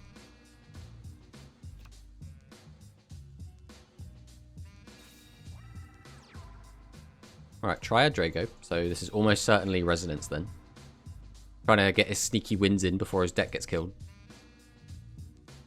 I can see these cards being more splashed on other decks rather than being a new deck. Mate, I don't see these cards doing anything.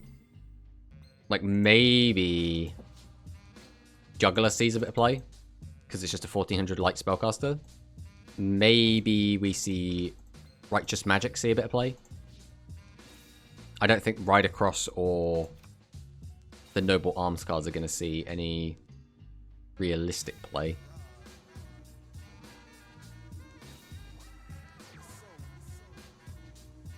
Well, Winged Dragon Guardian of the Fortress. So he chose to keep this card.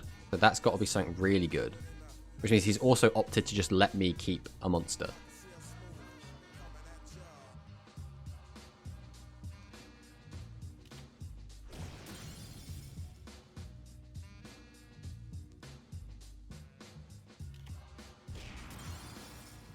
It's 23 as well. So even if we weaken it, we'd have to still crash. Which just feels so bad. I mean, we can do stuff with this. So we'll activate our skill. We'll pop you back into the deck. I'll reveal to you that I have my Ride Across. And then I'm going to take Hilt. Then we will take the Righteous Magic. So we'll summon this out. Tribute 2 for Ride Across.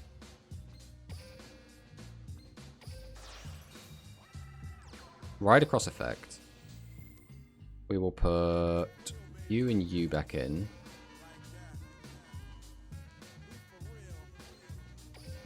Then Behold the Power of Hilt. And then we will also summon Seath. I can then activate hilt to boost this. So if this gets killed attacking here, I then want to still be able to kill it, but then I'll still leave him with a monster either way. Well, I suppose we still probably do use Righteous Magic here. Alright, does he have the widespread? He has it must be a widespread. There's no reason to keep that back row. Yeah. So we saw this coming. This is fine. We'll just deal with this and then pass. Now, we could have killed this, which arguably could have been better, but no matter what, him having widespread there was terrible for us. And this is the main issue that this deck is going to keep having, right? Like, as soon as the Ride Across got dealt with, we just have nothing. Seath can special summon warriors, though. Never mind, it's just level 7. Yeah, that's the main issue. There aren't that many good level 7 warriors. Like, you can play Max Raider. But, like, does Max Raider help all that much? Thinking about it, Max Raider might actually be better to play. Nah, there's no way, right? Just using Seath plus Max Raider is not a deck. Well, I think we're just dead, right? That's what, 12 plus 2,000 plus 24. Yeah, that's just game. Oh, man, yep. So my recommendation would be, don't buy this deck. It's not very good. That's my current opinion on this. Max Raider Pensive.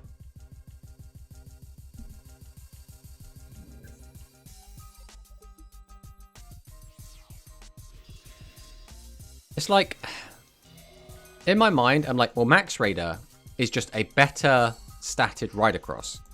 But you will sometimes use Ride Across's effect, like we have been using it, and you can't search Max Raider. Why do we keep going first as well? I feel like this is just one of the few decks that just does not like going first. I mean, again, I can't just leave 2 high levels in my hand, so we've got to summon out a Ride Across here. I also like the idea that you're not allowed to use Ride Across's effect on the first turn. Like you could break the game if you use the skill. Like, Daybreak Order on turn 1 would somehow be too overpowered. Like, that's just a weird restriction.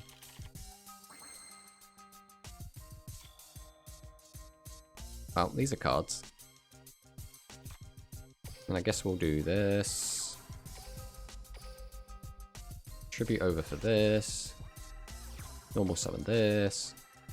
Set this. And then just go to battle. Let's see. Oh man, Widespread Ruin in the first hand every game? That's crazy. I mean, I guess his Widespread's gone. And what if we lose? Like, a 2100 monster? That's kind of fine for us. Right, there's Kana. There's Yami. Our deck does play around Yami Ruler quite well, so we don't really care about this. Dark Arts. Okay, we can change this to defense. That's fine. None does change it back to attack.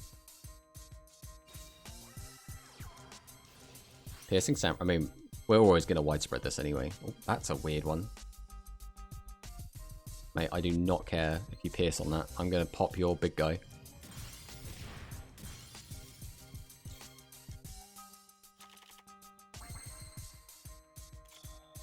Okay, so we will... Sure, we'll activate our skill. We will put this back. We will reveal that we have Ride Across. And then to my hand, I will take Seath. And then, yeah, sure, you know what? I'll take a Rightful Magic to my hand. That sounds good.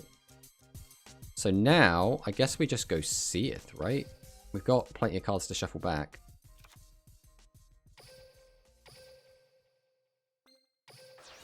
Summon out the Seath. Activate Seath effect. Put 1, 2, 3. We have darks, we have light, so yeah, we'll put you back in.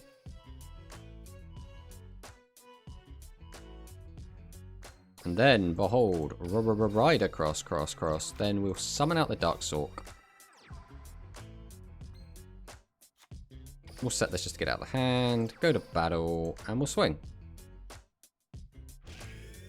And then we'll swing. And then we'll swing. And we'll just pass on that.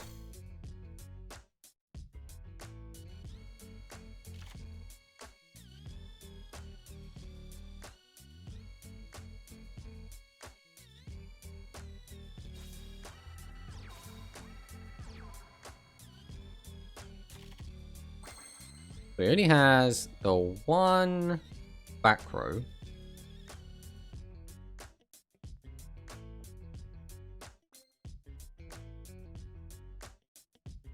I mean, I think the funny play is this, right?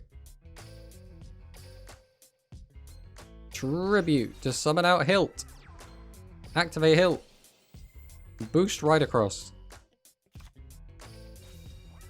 Activate Pierce. Ah! Oh, we always save that replay. What a silly game. What a silly game. We have actually got quite a lot of wins with this deck, right? Now, how many of them are justified wins? That's, you know, up for debate. But we have been winning nonetheless.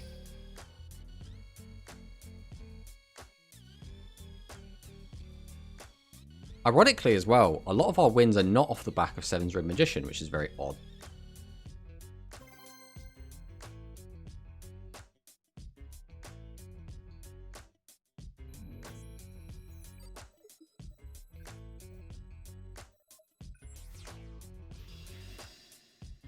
Lucidian Luke Callister.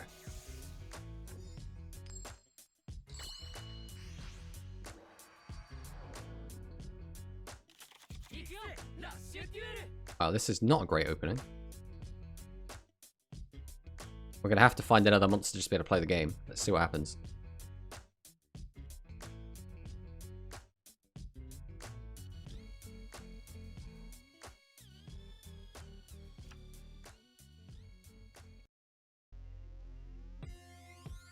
Skip the NBA. There we go. Okay, triple set. Pretty standard. Oh, and a back row. Don't have double back row. Don't have the perfect open. Don't do me like that. Hey, Dingust. Or Dingust? I guess it's Dingust. Probably said that to you before. Okay, there is the big boy himself. The Mighty Dealer. I think we are going to use Dealer here. So I can't do anything with that this turn. That is not bad, but it's probably going to get wrecked by his Slayer. Because he's probably going to use Widespread Ruin, because everyone always opens with it.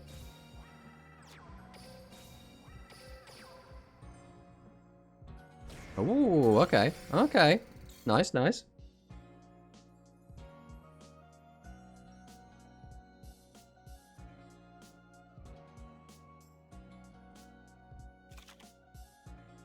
Let's see. I mean, this deck should easily be able to break Seven's Red Magician. Easy peasy. The question is, does he pop my back row? Because if he hits the widespread, we're in trouble. If they don't hit the widespread, we're in a pretty good spot.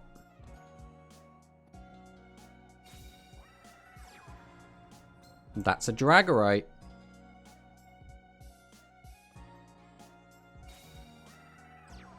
That's a Lesser Dragon. And that's a Triad Drago. So that's a draw immediately.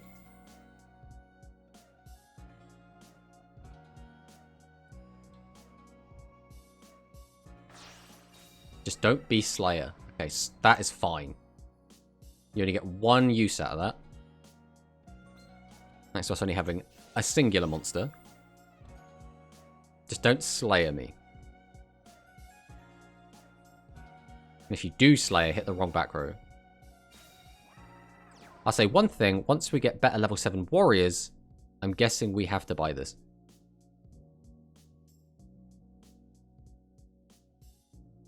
See, the issue there is you're implying we're going to get better level 7 warriors. Let me whip up the old EDO and take a gander at the level 7 warriors we're ever going to get access to. Monster. Pipe. Yeah, we'll just get rid of that. Warrior level 7. Buster Blader. Gaia the Fierce Knight. Veteran Gaia, which cheats itself out so doesn't need it. Clean Beret Colonel Mop. Ensemble Fighter, which is like a Wind Warrior card. And then some of the cat stuff way later on. So realistically, we're just not getting any. Alright, let's think about this turn before we start reading more chat. If I use the skill, I can grab an extra guy. What does that get me? Not much. I need to summon dudes out so we can get him out. How many do we have in graveyard at the moment? 1, 2, 3, 4. We can just do that. So I'm going to start by using Seven's Road. Then I'm going to activate the skill. No, I don't need to use the skill, right? I just straight up don't need it.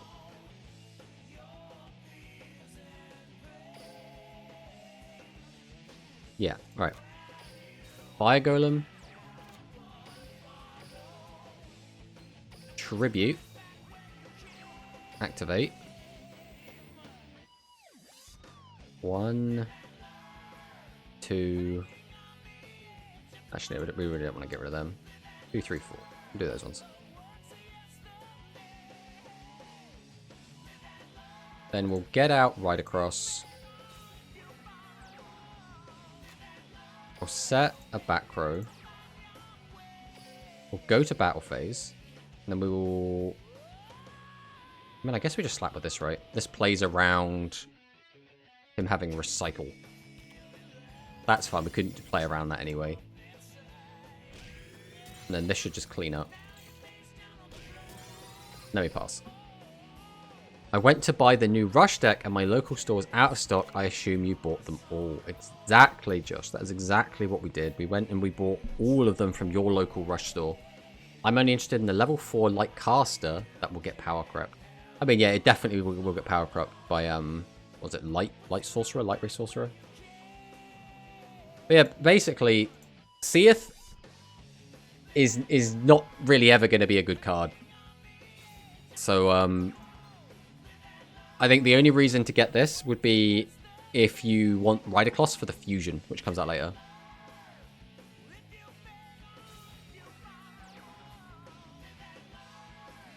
Like if we go and look him up.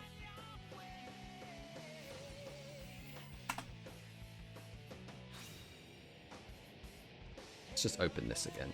So this, right across Ash. This thing's not bad, right? Send the top card of your deck to the graveyard. This card gains attack equal to the number of monsters on the field times 300. Or look at all face-down spell traps in your opponent's field and destroy one of them. Like, these effects are, like, decent. And he's got 2800 body. So, like, this will be the reason to get this deck. Literally just because here it says right across Hero of the Dawn. And I've used this with Dark Sorcerer as well, which is just a neat card. Oh, don't... I mean, these back row don't matter. You can pop these. That's kind of fine.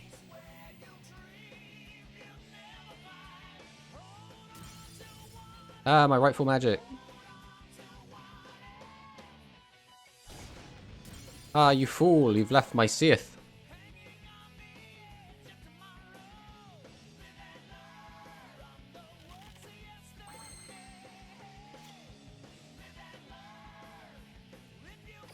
So we activate Daybreak Order.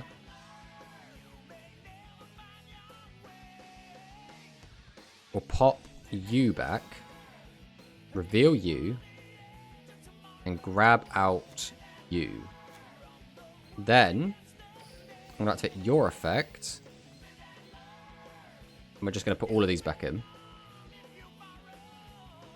I'm not decking out.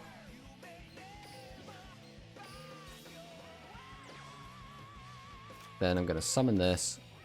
And then just hard tribute this out to get the number of cards on our hand down. Then we can activate his effect. boost the power of Ride Across. Is there a reason to weaken? I guess there is, on the slim chance that he is on barrier. So we will weaken this. And also, he's probably going to pop it anyway, so why not? We'll swing him with this. We'll swing over with this. And we'll get him for 17. Getting down to a nice 2,000 life. We're out of the range of dying to him. Yo, Tomato, what's up, bro? Hey, Sean. Not much is up. We're playing the new deck. We're playing Ride Across. We're doing Ride Across things. Or Raid Across? Ride Across? Raid Across? It doesn't matter. Him. We're having mixed success. The deck is bad, but we have won a good chunk of games on it. So that's something.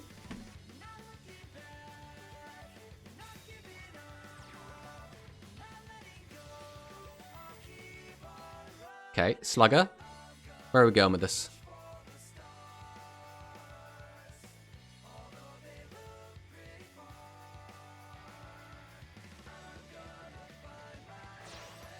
Who beats 2? Oh, here's a Dragius. Okay, Dragius is kind of scary, because that will clear a lot of the board.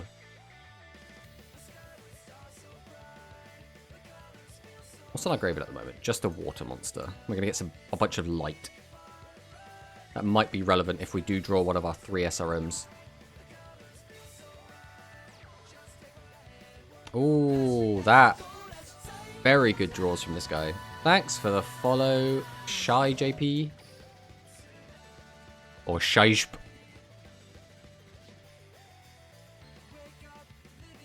So he's got the Phoenix. What is he going to take back with it, though? He's got to take back. There's no point in taking back. I'm just not going to use it, okay.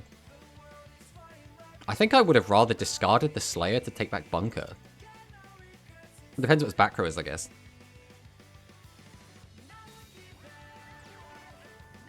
Okay, so you can't use Twin Edge. So we're not going to actually take a ton of damage here. We are going to take damage. But we're not, like, straight up dead. And he's leaving a 1,000 attack monster. So if we just find a 7's Road Magician, we do just win. It's Shy. Shay? Shy? I'm going to assume that's Shy. That looks like Shy.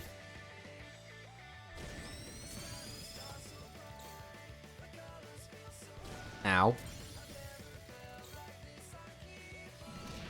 Yeah, so he's already used, like, his widespread. So it's literally, if we see SRM, we win, right? Where's my SRM? Alright. If I use you to discard you... Alright, we activate our skill. We get rid of you. You don't do anything right now. We reveal that we have Seath. And we add Ride Across to our hand. We then normal summon Dealer. Activate Dealer, because right now you're not doing anything. Now, which way around do we want to do it? We have Dark, Water, Light. I mean, I think we win no matter what now, so we're just going to go for the 7's road play.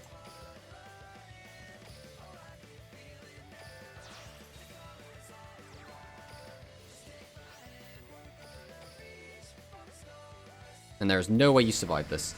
We had 2 different ways to get lethal, but this was the safer way, because the other way just meant getting him for 11, which he could have had a trap to save himself. That was a nice little win against the old Dragonic Resonance, especially considering he didn't brick that game, right? He played the game every turn.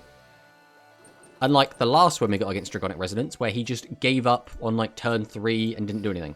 Which we assume was because he bricked a High Heaven.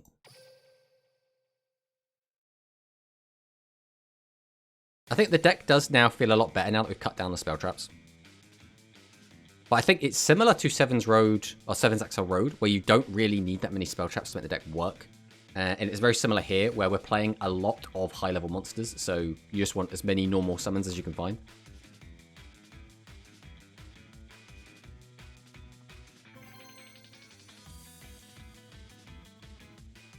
Alright, let's see what we roll into this time. Gavin Sogetsu, okay. So this could be warriors again.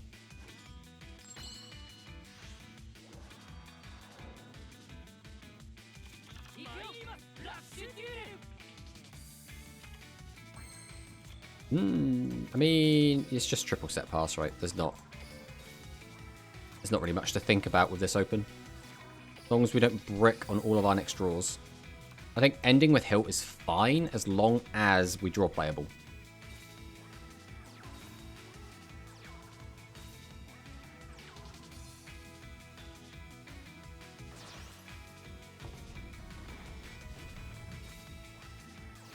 That's also kind of fine, because we can play around this. Like, this is not the be-all, end-all. We just need to find either Ridercross or Sheath, and we are good to go.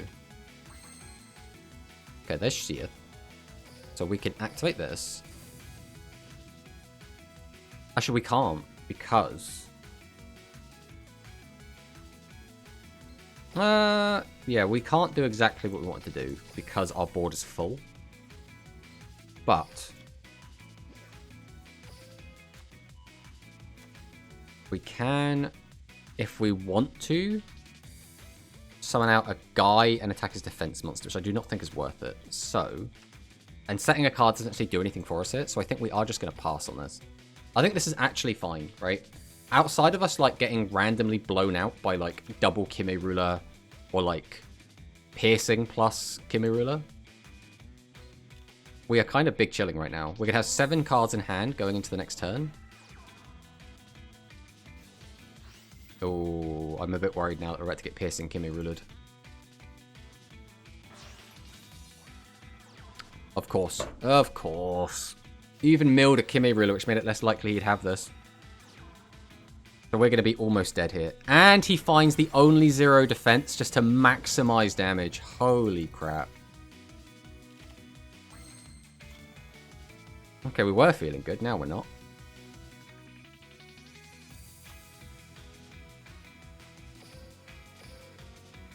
Alright, we'll Tribute 2. Summon Ridercross. Activate the effect. Put this and... definitely not that one. That and that back into the deck, I guess. And then from the hand, we'll summon out you. And we'll summon out you. We'll then use Hilt Effect. Boost up your attack. I'm going to go ahead and Tribute 2. Oh, actually, before we do that, I should activate this. Weaken this. Oh, I guess it doesn't matter, because we're going to summon either a Dark or a Light. Summon out the SRM. Activate the effect. Summon out the Dark Sork. We are going to activate Pierce, just because his back row is probably going to pop our back row anyway. So we'll swing into this. Has he just got the widespread anyway? Yeah, of course he's just got the widespread. Why wouldn't he just have the widespread? So that's game. We are just dead, so we will just end it. This man opened Yamirula, drew into Kimerula plus the Piercer, found the 0 defense monster in our defenses, and had widespread ruin.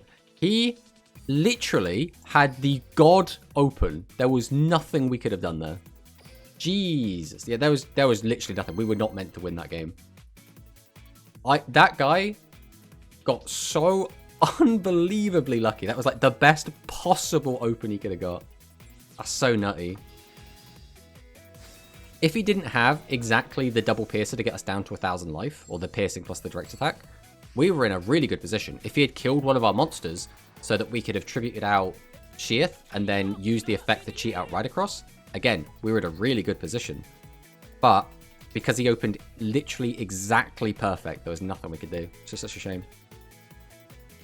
Well, this isn't a great opening hand, not gonna lie.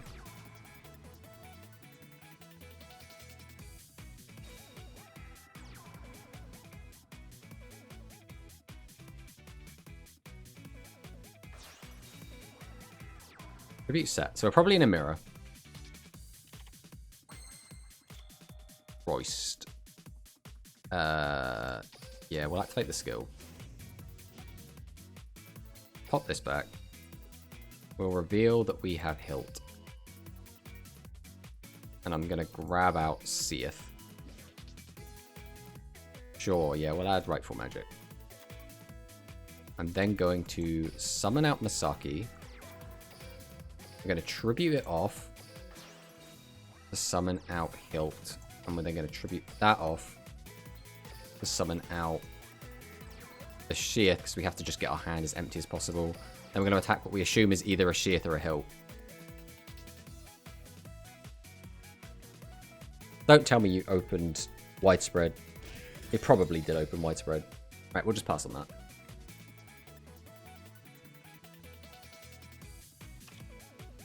This is probably the best we could hope for with opening 2 or 3 double tribute monsters. We did manage to get them out of the hand, or at least 2 of them. Is this Battle of the Bricks? Has he bricked just as hard? Oh, okay. That's kind of clever, actually. Although, unfortunately, it doesn't work with Seven's Road, which is the main card that we'd want to use it with.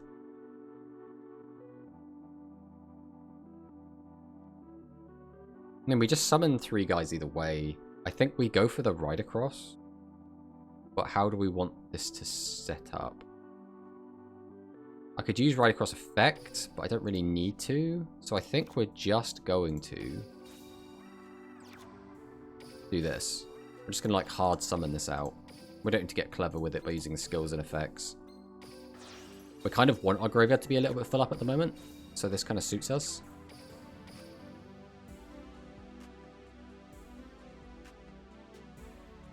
How does it feel to burn money in a child's card game? Battle of the Bricks. I mean... So, burning money to play Yu-Gi-Oh! Is an all too familiar feeling, right? Like, you know, I grew up playing Yu-Gi-Oh! I know what... So, for a long time, I would, like, use my pocket money to buy packs. Then it turned into using my pocket money to pay my tournament entry fees. And then after a certain point, I realized I didn't need to buy packs anymore. I could just pay the tournament entry fees and then win packs. So after a while, I would just trade for all the cards I needed and then just win it as prize support. So I don't think I actually bought any packs after like the beginning of like GX. I want to say like I bought Cybernetic Revolution were like the last packs I bought, and then I just didn't need to buy packs anymore. But yeah. I am not one to generally throw money at games. I'm not a big microtransaction person. But, you know, I do like Rush. This is a game that I've spent a long time with. I played Duel Links for years and years and years and haven't given them any money whatsoever. So, this is our first little bit of giving them some money. But this new structure deck is beyond burning. So, it depends what happens, right? Right now... It is garbage. It is hot trash. It is unbelievably bad. But depending on whether Ride Across gets a reprint, we are going to want 3 Ride Across at some point for when the fusion comes out. So I guess now that I have sunk cost fallacy, I'm now hoping Ride Across doesn't get a reprint, so my investment is not a complete waste. But for the good of the game, we're still kind of hoping that Ride Across gets a reprint because, you know, that would be nice for everyone else. The skill needs a huge buff. You are 100% correct, but in the same way that Volt Condor needs a huge buff, and that's still nowhere in sight, so...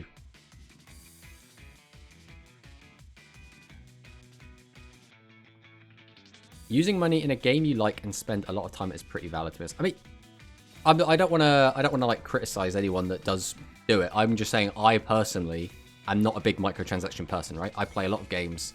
I generally don't feel the need to spend money on them. I'm a grinder at heart. I like to spend a lot of time in games rather than spend a lot of money, typically.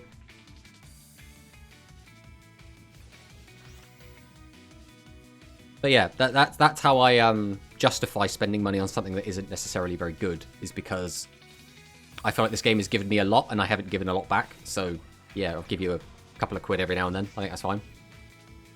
They normally release more support for the structure deck in the next box. I mean, we didn't really get anything for Volt Condor. Yeah, we'll get rid of your big guy. I don't like him. And my back row is probably not long for this world with Dragonic Slayer running around anyway. The credit card is the strongest card you get. You are 100% correct. I don't know how anyone can compete with the credit card. It's so overpowered. That's really funny. Did we do the funny play? We're going to do the funny play. Behold, Masaki, the legendary swordsman. Flip Hilt. Activate Hilt. Boost Masaki. 2100 attack Masaki. Tribute Hilt. Activate Seven's Red Witch. Summon the SRM. Activate.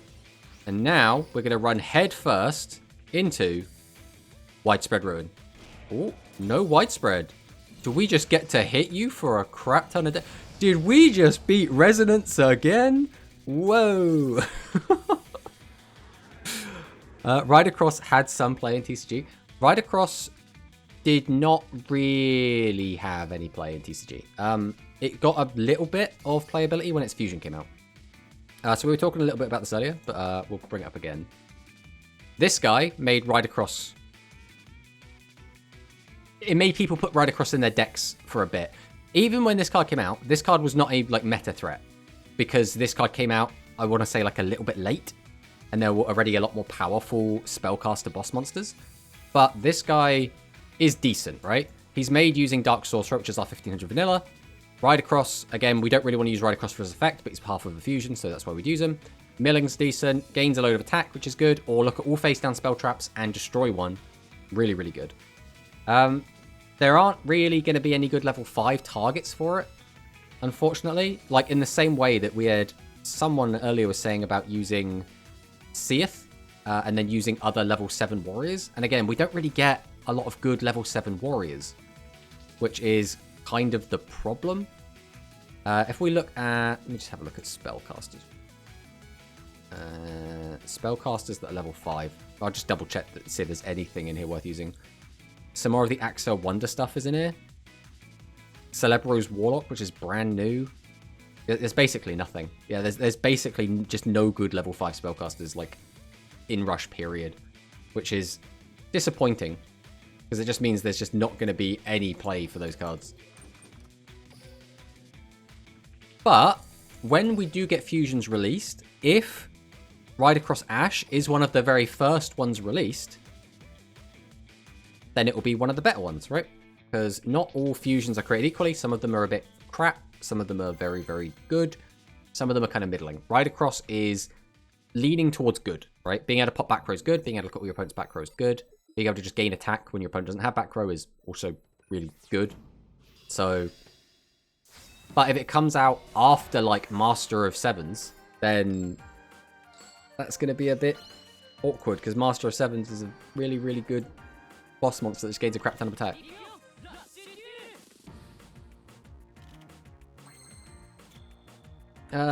This is not a good going first hand. I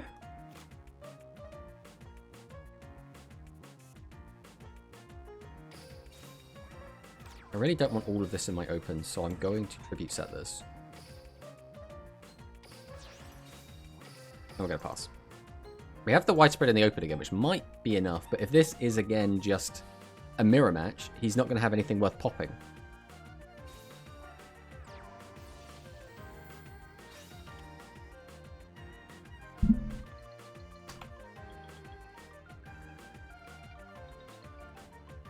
What's the other one? Oh, Paladin was the first other spellcaster. Let me see if I can find it quick. If we bring this back... Yeah, so 7's Paladin. This is the other, early spellcaster fusion. 7's Red Magician, Swordsman of Roadstar. And this card gains attack equal to the number of different attributes in both players' graveyard times 400. Which means this thing gets very big, so it's 400 to 300. And both players' graveyards. Or we can shuffle a monster from our graveyard into the deck and draw one card, which is also very, very good. Very, very powerful card. Still sees play to this day. So if that comes out before the... Do I care about that? No, mate, you can have it. If that comes out before then before Ride Across Ash, then Ride Across Ash again will probably not see much play. But if Ride Across Ash comes out first, which they could quite easily do, it'll be pretty good. 2 tributes, we've got both of those. Okay, we will use our skill. There's no reason not to. Pop this back in. Reveal that we have this. Add Ride Across. We'll then add that hand. We'll then normal summon Juggler. Normal summon Dealer. Tribute both for the Ride Across. Have the graveyard nicely set up. Ride Across effect. We will be chucking back. We don't really want to heal back in the deck right now, do we? Put Light and Dark back in. And we'll summon. And we will summon. I don't even really want to use this. I don't need to. So I can clear his whole board outside of trap cards anyway. So go to battle. We will swing and see what he does. Nothing. It's very good for us. Does he have Recital? No Recital. So he's probably drawn out a bunch of spells then. Then we'll pass on that.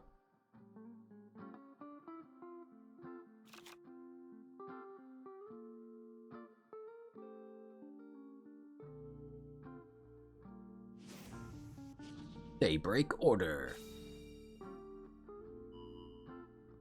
Gets back Seath. Does he currently have enough cards to use those revealing Seath? Okay. So he can use Seath if he wants to. Summon. So now we contribute this for Seath. Seath effect gets out Ride Across. But then he won't have enough to use Ride Across effect on top. So I'm assuming this is kind of where it's going to end. So it'll come down to, does he want to just use the other 2 cards? Yo, how the new structure feel? Hey, I see the new structure feels pretty mid, I think is the answer. It's not great. It's not great. I mean, we kind of knew this going in, that it was going to be not great. But, you know, it doesn't make it sting any less. Right, we'll get rid of that. You can kill the Ride Across, that's fine. Free back row, though. Oof. I mean, this is kind of fine, right? We just go summon. Tribute 2. Summon out the old SRM. We will then summon. I don't think we even need to do that. I think we just go straight to battle after using this. I'll tell you, we will use Rightful Magic just in case you do have it. I don't want to get blown out here. So I'll swing with this. See if he does have it. Does he have the widespread? There it is. Played around it. Ooh, Phantom Bind. We do get the trade though, and we still do get in for 15. We have plenty of life points to spare at the moment. Do you think it's worth getting for the spell? So, Rightful Magic is not bad, right? It is fine, I would describe this card as. Being able to reduce something by 600 is relevant because you can play around something like Phantom Bind in some cases, but mostly it's going to be the barrier. You can play this in any deck as long as you're playing multiple monsters with the same attribute, which you always will be. So it's fine. The only problem I have with Rightful Magic is, would you play this over other spell traps, right? Are you playing this over Monster Reincarnation? Are you playing it over Hammer Crush? Are you playing it over Ghost Cyclone? Are you playing it over the Barrier? Are you playing it over Widespread Ruin, right? You're going to have a finite number of spots in your deck for spells and traps. And is Rightful Magic going to be one of those precious spell trap slots? Maybe. But I think a lot of the time traps are going to be more useful because they'll keep your boss monsters around. And you can actually interact with your opponent on your opponent's turn. Rightful Magic is both proactive and reactive because, again, it's proactive because it's a spell card you can activate from your hand during your turn, so you can try and clear your opponent's board. It's also reactive because you can't do anything with it unless your opponent already has something to interact with it, right? So, like, it's in a weird spot. I think if we were playing, like, 12 spell traps, you'd play Rightful Magic without even thinking about it. But where most people are playing, like, 4 to like 7, it's a lot tighter for space.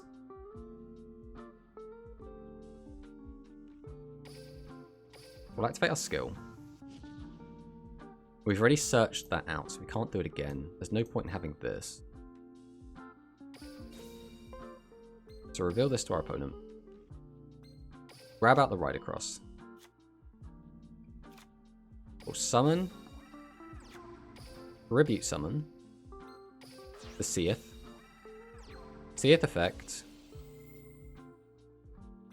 Put some of this stuff back in.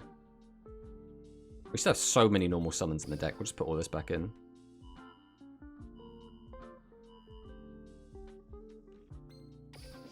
Summon out the Ride Across. Normal summon Masaki. Activate Rightful Magic. Weaken the Ride Across. Go to battle. Now, Ride Across is a warrior. We currently only have 1 warrior in grave. So if it's Phantom Bind, we don't have to worry about it. If it's... There's nothing we have to worry about then, right? I guess it just comes down to if he has something to stop this. So we always attack with this, right? We should have attacked with this first because that plays around Recital, but other than that, we're fine. We're just getting 15 to win. Currently on a 3-steam streak. Let's give our favorite Icy Duelist a little shout out, shall we? Oh, that's the wrong command. Because we did an exclamation mark like we're on some sort of disgusting Discord server. Also, for some reason, my fingers auto-correct it to Ice Gamer. There we go.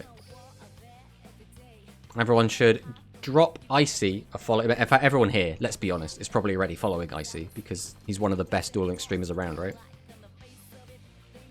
Always streaming fantastic content, always climbing those ladders. Just, you cannot help yourself, can you, Icy? Just always on the ladder grind. Meanwhile, we just potter about in King of Games. We just hang out here, playing against other people playing just as Mimi decks as we play. It's one of those weird, because I did it with my second account during the first ladder season, where we just kept the second account in gold because we didn't want to King of Games with it. But it didn't last long because the season didn't last that long. So obviously we're already playing like 2 days a week. Oh, a lot of defense. That's a widespread. We keep opening widespread. That seems to be increasing our win percentage as well when we just keep opening widespread every game. Is there even a reason to use that? Yes. It's awkward, but there's still a reason to do this. So we'll Daybreak Order. We'll put this back into the deck. We'll reveal this to our opponent. We'll grab out the Ride Across. And we will add the Rightful Magic back. Because that we can use to protect our trap card, potentially. Then we can summon both of these spellcasters. Very important they're both spellcasters, because that means we can use them for Ride Across's effects. So we'll tribute both. Summon out Hero of the Dawn, use the effect, put both of these back into the deck. Bring out Seath. And then we will just try and clear. We got our hand empty, which was our primary goal. Oh, okay. So this is likely Hammer Crush. Wait, 40 card deck. I was going to say this is likely going to be the Dragon aggro with Hammer Crush deal, but 40 card pile could mean a lot of things.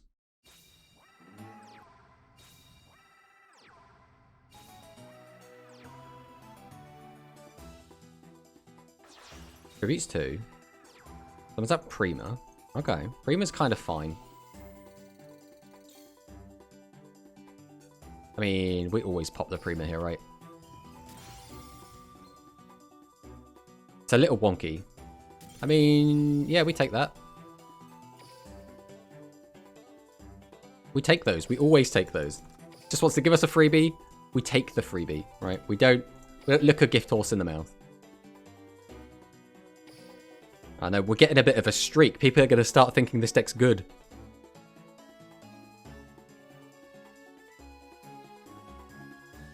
But yeah, my opinion right now would be don't buy the structure.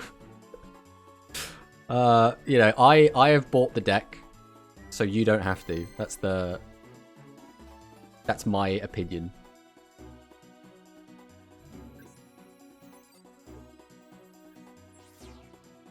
Okay, Korean Yuga. Is this going to be another mirror? But we're on the 4 win streak, so if this is the mirror, we definitely have the advantage. That's what that means, right?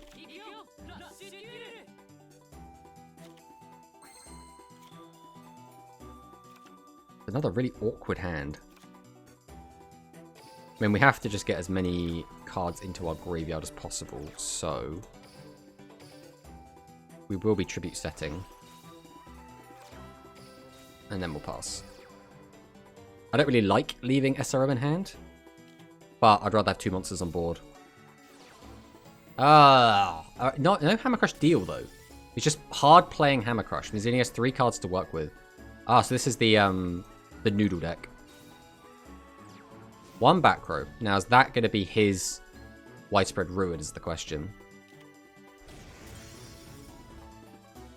Because that could be big yikes if he's opened Widespread. This is a hand. This is definitely a hand. What do we want to do with this? So we contribute for 1, discard 1, summon out another. I could use the effect to search.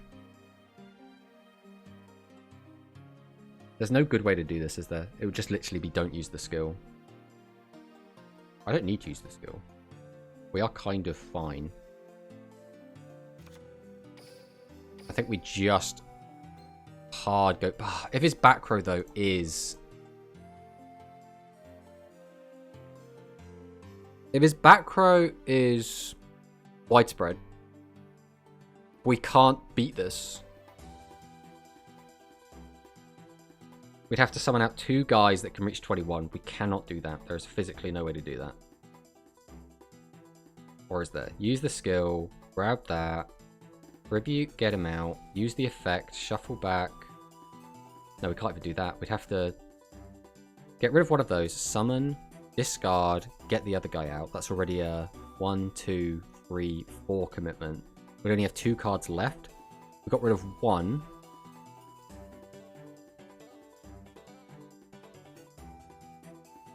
Right, we're going to tribute the summon.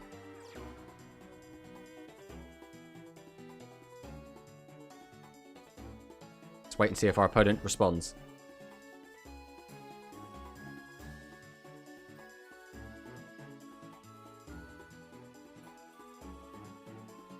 I want to do my cool play.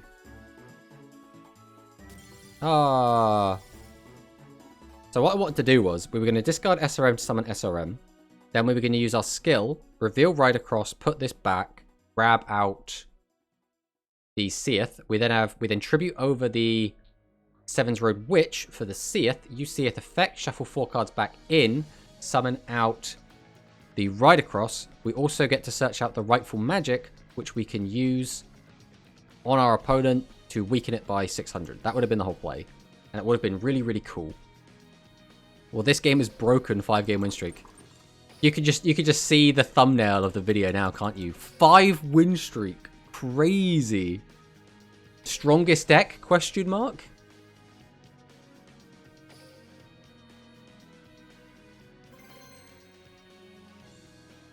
Let's go again and see what we get. We have beaten Dragonic Resonance in 2 pretty fair games, to be fair. We have not actually seen an Ancient Arise. People just not even playing it. We've also beaten quite a few of the Beast Dragon decks, but I think they all bricked against us, to be fair. I don't think we beat them fairly. I think they just opened terribly.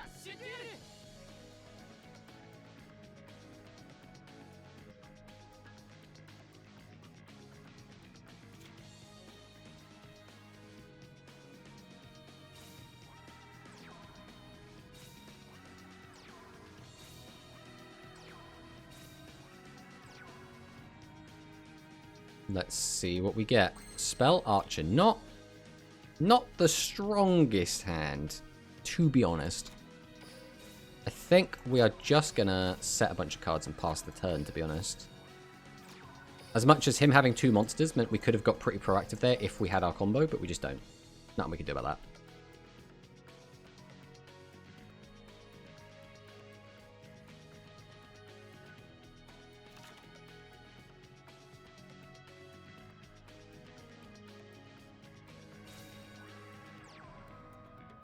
Okay, Speedy Performer.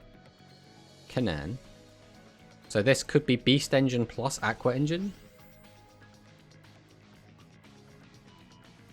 Or this could just be Aqua Beats.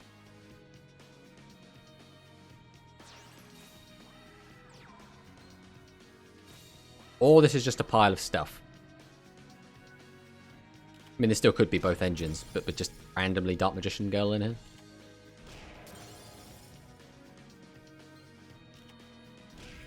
Well, there goes my board, and he's now got a lot of cards to work with, so we really need to find something. This still doesn't really accomplish what I want. We can put 1 Engrave, use the effect, summon out that. We'd only have 2 guys though, so I'd have to tribute over my Seath if I want to get out.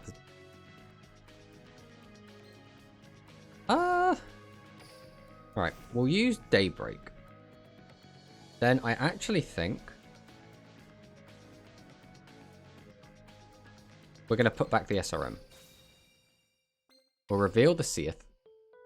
And I'm going to grab the Ride Across. Then I am going to add the Rightful Magic to hand as well. We then normal Juggler. Tribute it to summon out the boy. Activate the effect of Seath. Put all 4 back in.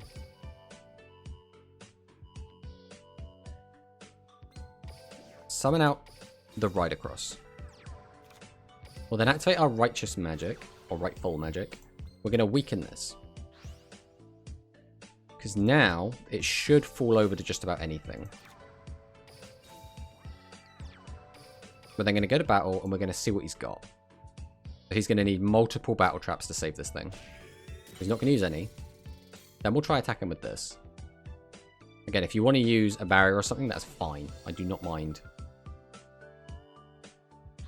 I've got to get through your back row. I'm going to attack over this. And if you want to use another back row to get rid of a 1500 attacker, go for it.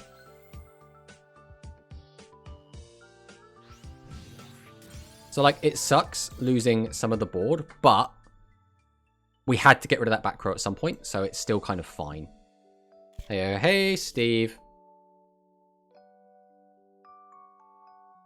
You've caught us rush dueling. Oh, he's actually on Magician Shuffle. So he could have done that. Oh, no, he couldn't have done that last time, because Magician Shuffle has a turn limitation on that, doesn't it? What is it, turn 4? Turn 2 onward. Oh, it was turn 2. He could have done it. Just chose not to. I don't know why you're summoning Dark Magician here. Ah, for the Dark Magic attack. Okay. I mean, my back row were just placeholders, mate. They weren't doing anything. Okay, so we do take a lot of damage here. This board is still very breakable. It just comes down to what we draw. Bismuth with the gifted sub. Straight to Sandbox. Thank you so much. We really do appreciate that.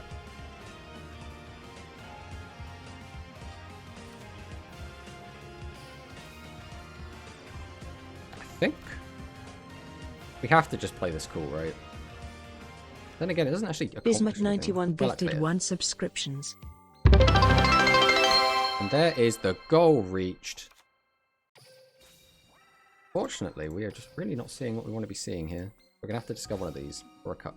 Jesus, okay. I mean, all things considered, this isn't terrible. As long as that back row isn't a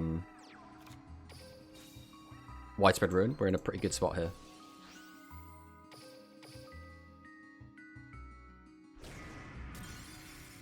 The other issue, obviously, being that now he has that in the graveyard. His Dark Magician Girls are now 2500, and we know he has a Dark Magician Girl in hand. But we can't just leave it on the field and never send it to the graveyard. Yeah, you now get... Well, I guess, you know, you already had them, but...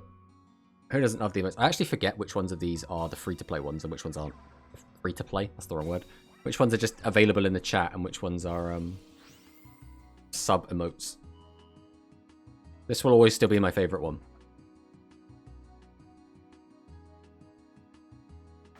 Okay, 19. Tributes 2. We are just on Ancient Arise as well. So this is just like a bad pile deck. It's just like good stuff. Are we dead? I think we are dead, right? That's 9. That's 4. And then that's 14. Yeah, we are dead.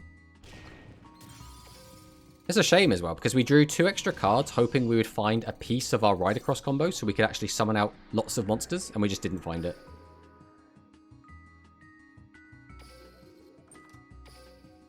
But, you know, what can you do? Can't win them all.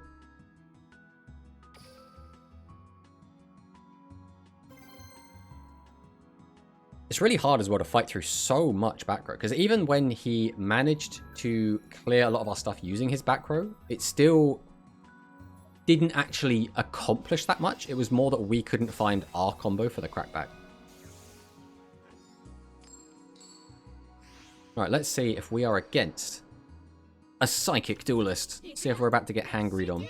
Well, there's our old friend Widespread Ruin in the open.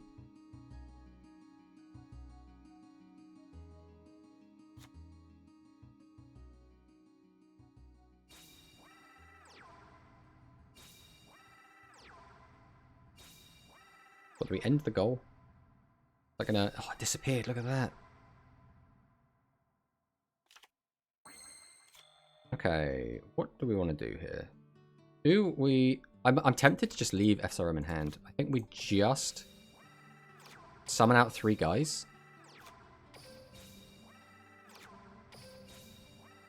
Go to battle. No, I think we just swing in. Oh, of course you've got a bloody 1400 defender.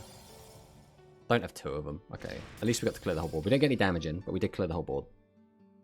What are we playing? We're playing Spellcasters as Roman.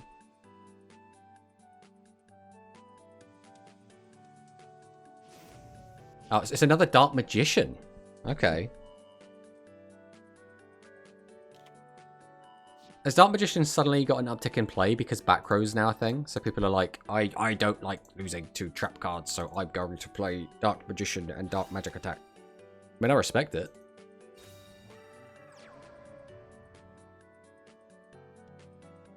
Again, why are we sending Dark Magician Girl to Graveyard? Why do people never send Dark Magician to Graveyard? What is going on? You have another one? No, we're just sending out the Dark Magician. Why are we... What's going... He could have... Okay, he did that specifically to use Dark Magic Attack. So he's made a worse board to just deal with Widespread Ruin. He could have literally ended on a 2500 attacker in Dark Magician Girl and a 7's Road Magician and a 7's Road Witch, lost the 7's Road Magician to the Widespread, and still had a better board.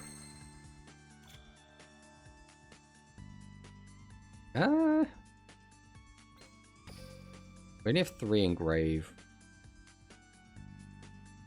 I think we always activate the skill, because we don't want all of this in our hand. We'll throw this back into the deck. And then I think it has to be Seath. We'll grab out our Prismatic. We'll add that to hand. This is where things get a little bit funky, because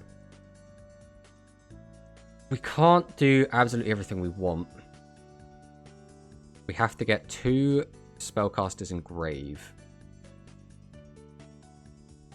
Which means we cannot use Mystic Dealer effect.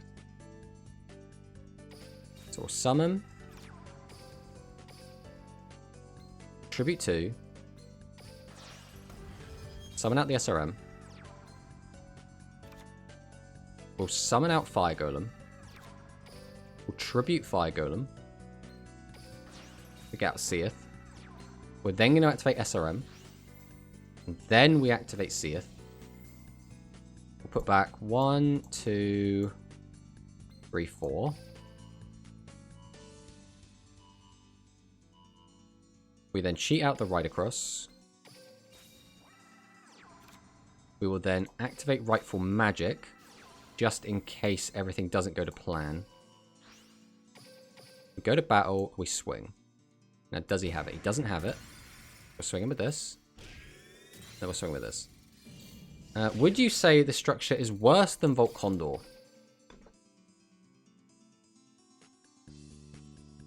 In a vacuum, I think Volt Condor structure deck is probably better. As in, like, if you were to just take that deck on its own and play against this deck, the only thing this deck has over it is the Rightful Magic and the trap cards in the barrier. But if we're talking about the cards you get from them,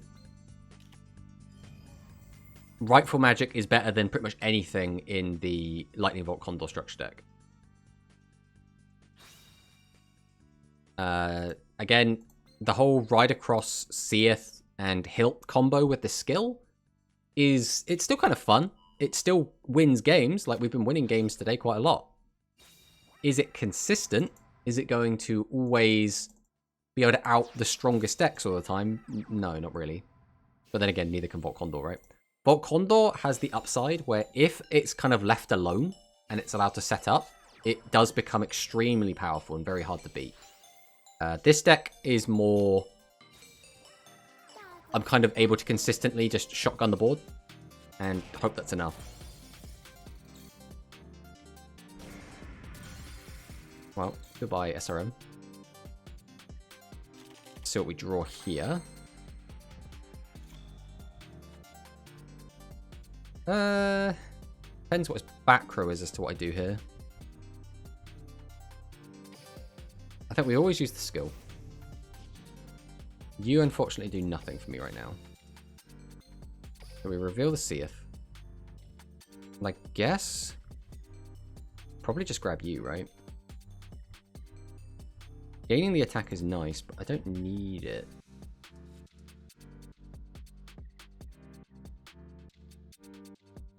But then again, if I don't, we're just opting to crash anyway.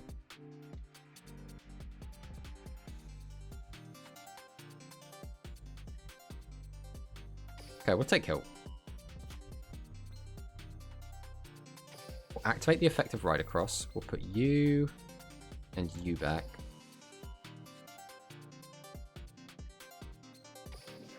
We'll summon you.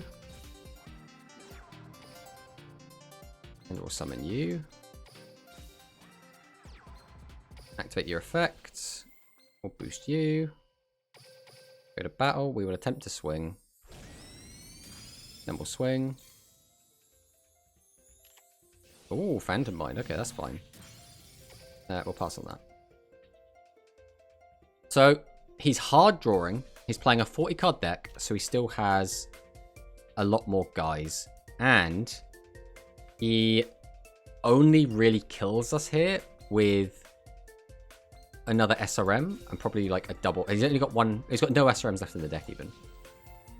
But so I'll need to regen my stream ID.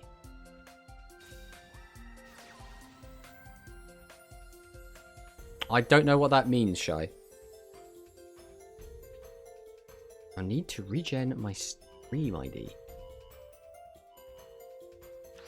It's witchcraft.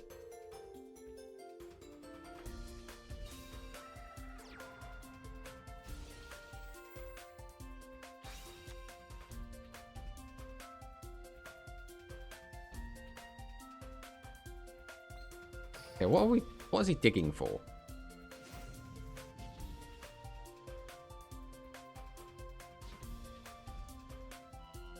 Has the DMG. Takes back the Dark Magician. Sends that to grave. Tributes 2. Oh, don't tell me you have the last 7's Road Magician in hand. Oh, no, you don't. Okay. This is very strange.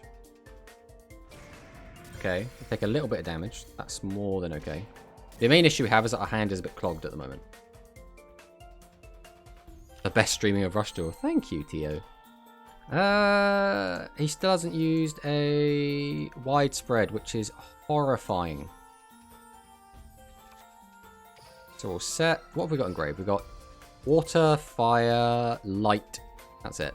So we're going to put wind and earth into our grave. Tribute 1, tribute 2. We then have to go defensive with these because they cannot contest. Use Seven's Rogue Magician. Go to battle. And then he just doesn't have widespread, right? He just doesn't have it. He just doesn't have widespread. Okay, that's fine. Getting down to 300 life points. And we do have a large chunk of life ourselves. So we're looking okay at the moment. Yesterday in tournament, we witnessed our first rush set that went to time. Oh, okay. That's interesting. Globex, Royal Rebel setting 3 against each other. Set took 60 minutes. That is not surprising. I've been in a lot of Royal Rebel matchups because, again, the way you beat Royal Rebels is you just don't play monsters face up, right? Royal Rebels are really bad at dealing with that.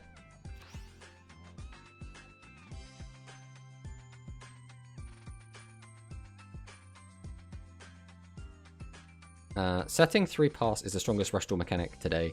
I mean, it's genuinely... That's why, right? In a lot of my deck profile videos I do, and the news videos and stuff, and when I'm doing like breakdowns and stuff, it's literally, you need a way to get to your opponent's life points. Now, right now, it might not feel like it matters as much, because the games are kind of a bit more fast-paced, you're kind of blasting through each other's boards, and Dragius exists, and Dragius is that way for most decks. But, it's always good to have a way to destroy face-down monsters, a way to have piercing, or a way to have multi-attack, just so you can get damage in. Or I guess direct attacking is also a way, but that's few and far between in Rush. Obviously right now we have Kimi Ruler.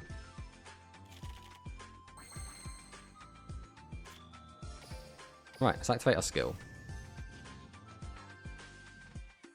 What do we want to do with this? We can go 1, 2, 3. We have to tribute 2. I think we have to just put right across no matter what here, right? Reveal right across. Grab out Seath.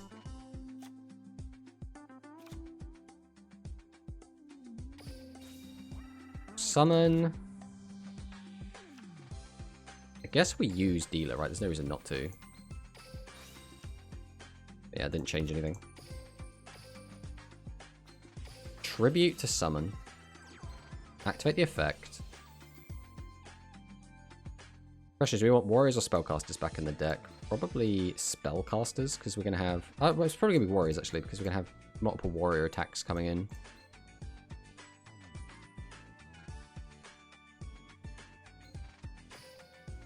One, 2, 3, 4. Summon out the boy. Summon. Go to battle. And then we'll swing in. You can widespread me all you want. Now stop this one. Didn't think so.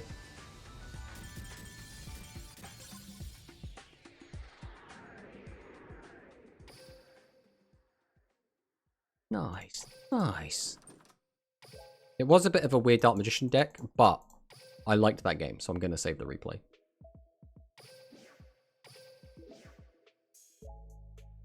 Speaking of, how many replays have we actually gotten out of this deck today? Because a lot of our wins haven't really felt earned, so we haven't been saving those replays. 19. So 1, 2, 3, 4. We've only got 4 replays today. That's pretty yikes. We've had a ton of wins, but just not very many good ones is our primary issue that we've had.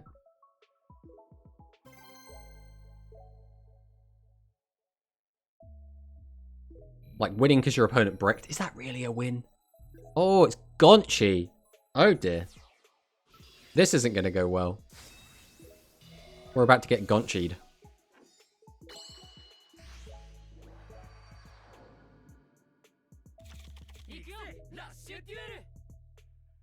Well, we've opened unplayable, but we just need a normal summonable monster and we can do stuff with this.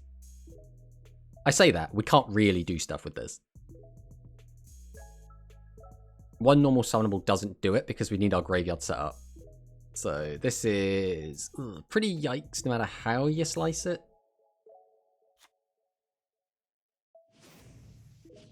Hammer Crush deal. So not only is it Gonchi, but Gonchi's playing a very good deck as well. This is almost certainly going to be the Dragon aggro with the Beast Engine. Yeah. Ugh. Things aren't looking good for us. If we manage to win this, though, this will be the funniest game of all time.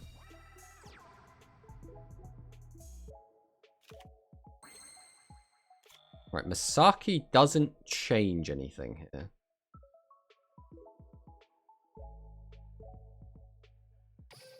We're going to activate our skill. We're going to put you back, because you don't actually do anything.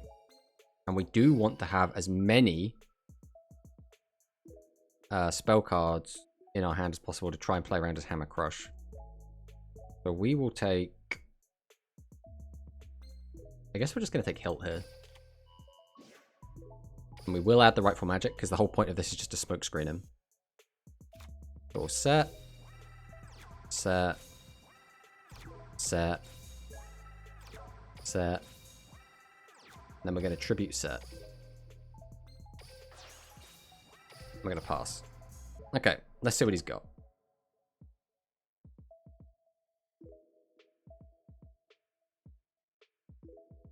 Well, we have a 66% chance that the Hammer Crush does not hit our trap card, right?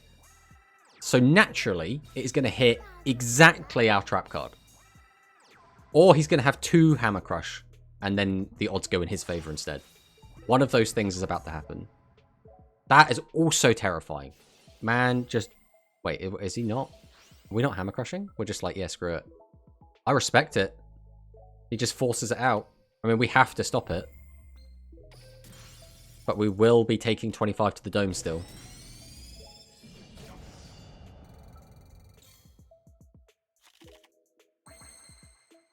The problem now is we have to worry about his back row.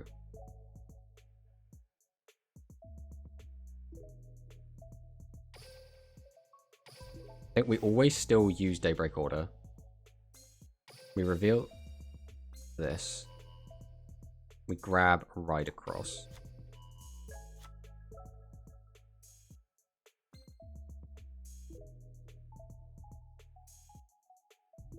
Nah, that was the wrong play. We shouldn't have grabbed Ride Across there.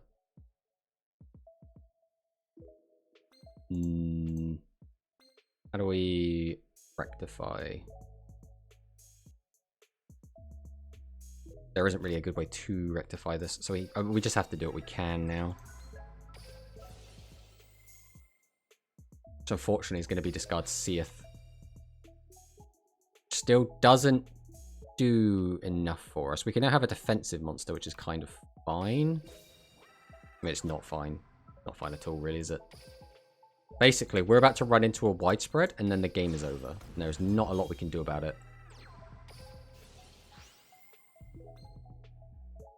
I mean, we have to set this, because there's a chance that this attack connects, but I think we're about to run into a widespread. Yeah.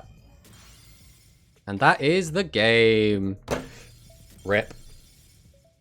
Ah, that's a shame. That is a shame.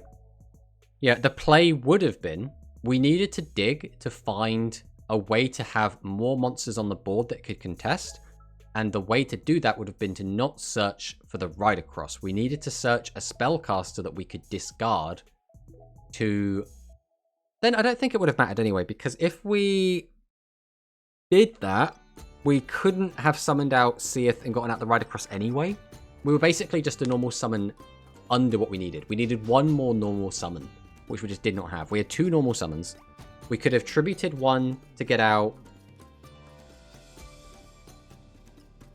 We had 2 Rightful Magic, though. Now, the play would have been summon, tribute to summon out Seath, Seath effect.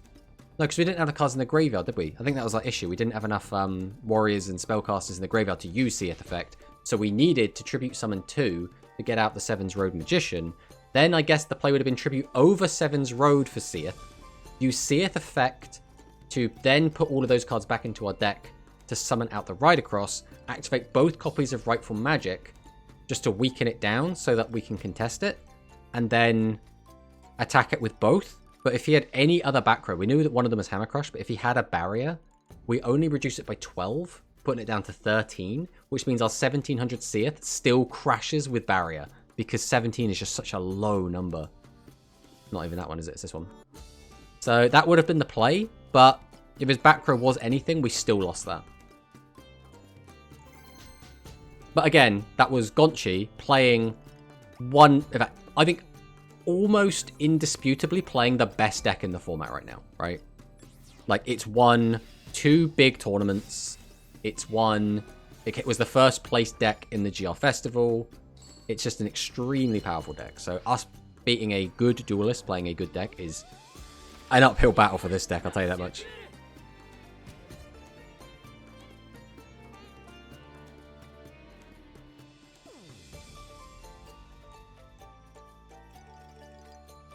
Alright, we're against another Luke. Let's see what this Luke is. We still haven't seen an Ancient Forces today. Despite the fact the nerfs haven't come in yet, people have just already sworn off that deck. I wonder if it's because a lot of people don't have access to the 3 Ancient Arise. So this is... yeah, this is just Resonance then.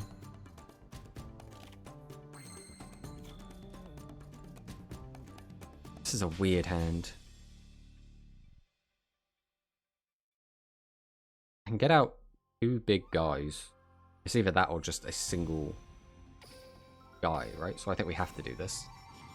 We'll use Daybreak Order. Pop this back. We'll reveal the hilt. We'll grab out the Rider Cross. And then sure, we'll add Rightful Magic. It's going to get popped, but why not? So if we're not summoning Seven's Road anyway, we might as well go ahead and discard it with Dealer.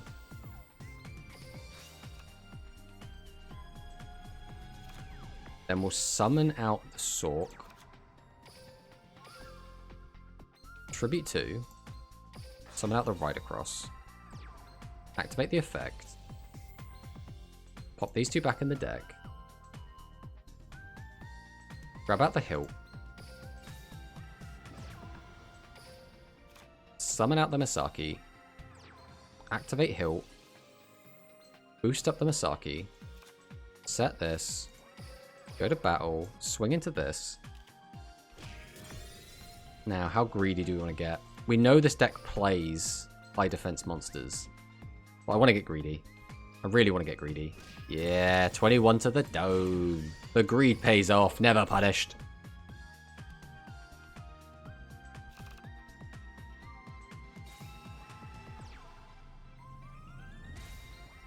Oh, there's Slugger. There's Guardian of the Fortress. Right, so now what he's going to do is he's going to drop down Slayer. Then he's going to summon a level 4 or a 3.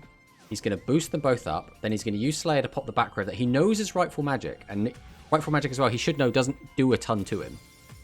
But we knew that was going to get popped. We just searched out basically in the deck. And he's going to crash. Okay, crashing there is fine for us. If we find anything that can test this, we are in such a good position. He didn't use that back row before.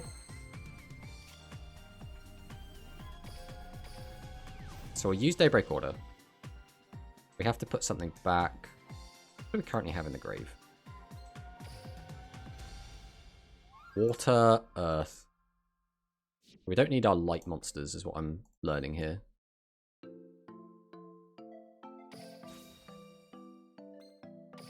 Reveal that. Grab out Rider Cross. Summon. Summon. Tribute 2. Rider Cross effect. Guess I'll put back Hilt and Mystic Dealer. We'll summon out Hilt. And we'll summon out the Dark Sork. Activate Hilt. Right, now we just need this not to be exactly widespread. If it was something he could activate, it was probably then Phantom Bind, right? Because we do have a Warrior Engrave, there was just no reason to use it. So presumably he's got a PB down.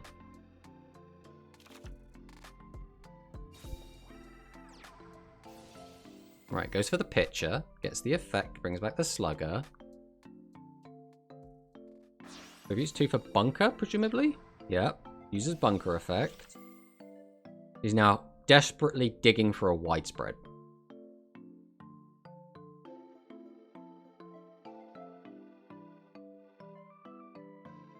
Widespread is the thing that keeps him alive, because he's on 700 life points. If he leaves anything in attack and we do find a 7's road, we just end him. So he needs to find widespread to protect himself from SRM.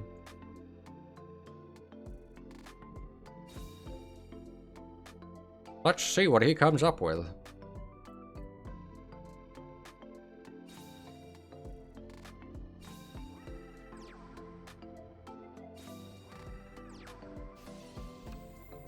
Gets a draw, so we're probably still digging. Battle phase? Bro!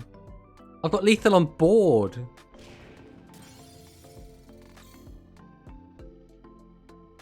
That's just... I've got lethal just on board. I don't need to do anything. I mean, you know we're going to press buttons, though. You know we pressing buttons. Got to protect my ride across.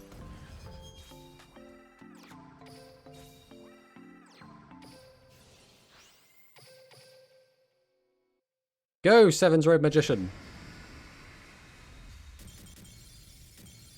Nice. Nice. Well, that's 3 convincing wins against Dragonic Resonance. Dragonic Resonance, bad. Very funny that this is happening. Like, we've convincingly beat, I think, almost every Dragonic Resonance player we played against today. Now, is that because Dragonic Resonance players are bad, or because the deck is bad? Is Ride Across the hard counter to Dragonic Resonance? Almost certainly not, but it's quite funny to say that out loud.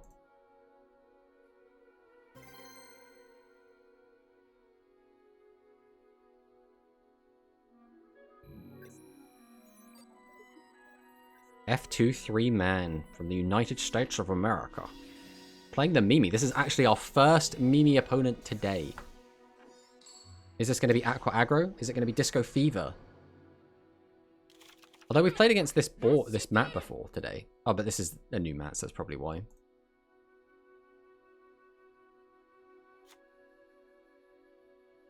Like, this music is too peaceful for me right now. We need something a bit...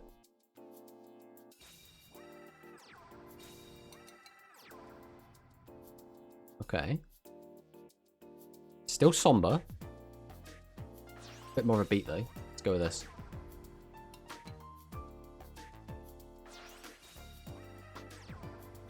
Wait a minute, is this a Ride Across deck?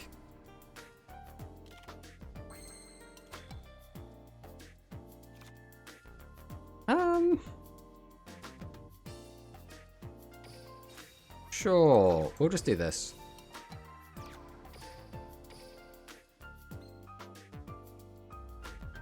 Yes. It does not matter about how much boost he gets.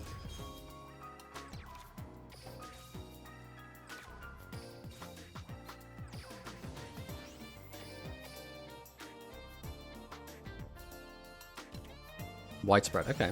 Widespread's kind of fine. Like, it's a little bit annoying that he just opened the widespread, but... like, how much punish can he really inflict on us? Obviously, it'd be better if we didn't have Pierce. We had another monster in defense mode, but... he can't use either of their effects because he doesn't have cards in graveyard.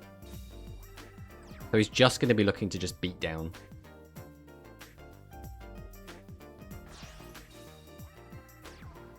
Okay, so now he's got enough cards in grave, so now he can use the effect if he wants to, if he has another one. If he doesn't summon a monster, he hasn't... so that means we know Widespread's gone. So we don't really have too much to play around now.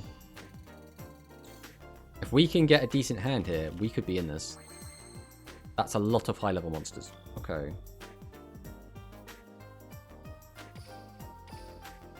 So we'll go for our Daybreak Order. I think we have to get rid of 7's Road here. Because our best bet is just to do our combo.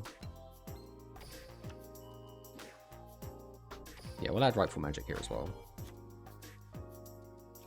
I think here we're not going to get cute. We're just going to hard throw our combo onto the board. I want the graveyard set up for later. We will have to shuffle 2 cards back in, but that's kind of fine. Pop those 2 back in. Special summon out both of the boys.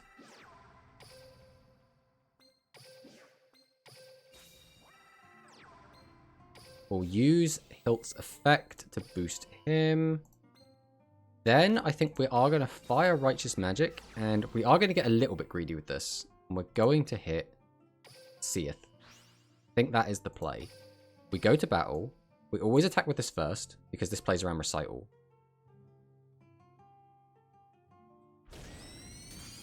We attack with this next, because although this doesn't play around Recital, if he has another Battle Trap, he could use it anyway. So my guess is he has Phantom Bind down, or the Barrier, and none of those attacks got affected by it. Light Ray draw. Interesting is using Light Ray draw. Level 5 or 6 attribute non-legend monster. That means it's probably just the Seath that he searched, right? Unless he is also on Hilt. I would assume he's just added Seath. So now he's going to use that to add back the Ride Across. Because then he can summon, tribute out Seath, use Seath effect to summon out the Ride Across from hand.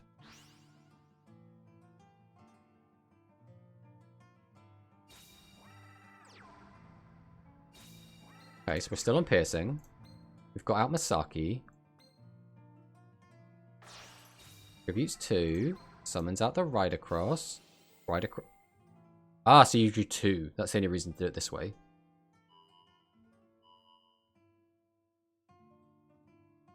So you've got the Hilt as well? Oh, yeah, there's the Hilt. You must have a second one, otherwise there's no reason to do it this way. Oh, it's because you didn't have... That's right, you just did that because you just straight up didn't have Seath. That's why you had to do it this way. Okay, okay.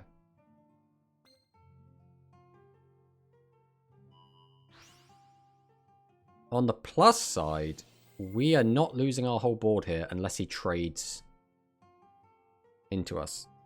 You always put that here, mate. You want it on Masaki. Yeah. So he might trade Hilt into Hilt, in which case we will lose our whole board. Which at this point is probably the smart thing to do.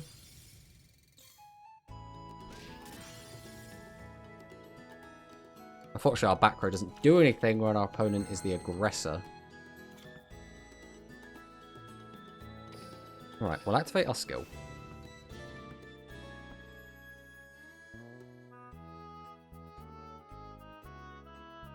What are we actually getting rid of, though? Probably you.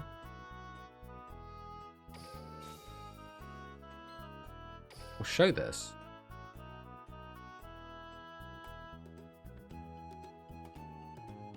If I take this, I can end up with more monsters on the board. Yeah, I think we always take this. So we'll summon. Tribute to Seath. Activate Seath. I mean, yeah, we'll just chuck like all of this shit back in. Why not?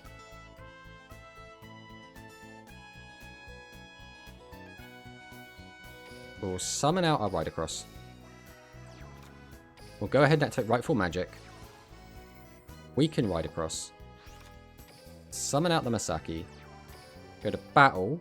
We always swing with this one first. Because again, it plays around the Recital. We always want to get rid of that first. Then, we are going to just lose this. I think this is fine to lose this here. Force out the barrier. So we could have attacked with this first. But then he could just choose not to use it. Maybe we should have just attacked with that one first. That would have been better. Yeah, I think that was just a straight misplay. It also means now our board is looking a little bit flimsy. We could just fall over if he draws very well. He's already used his skill. He's already used his big trap. He's used 2 of his legends already. He should be running a little bit on empty.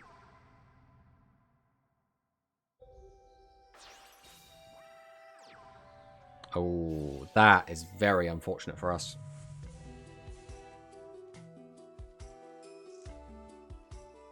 Yeah, he has one of this left in the deck and 2 Ride Across. This means he's drawn the other Ride Across, which means he just drew a 1 of and a 2 of from his deck at the same time, which is very unfortunate when he had 14 cards left.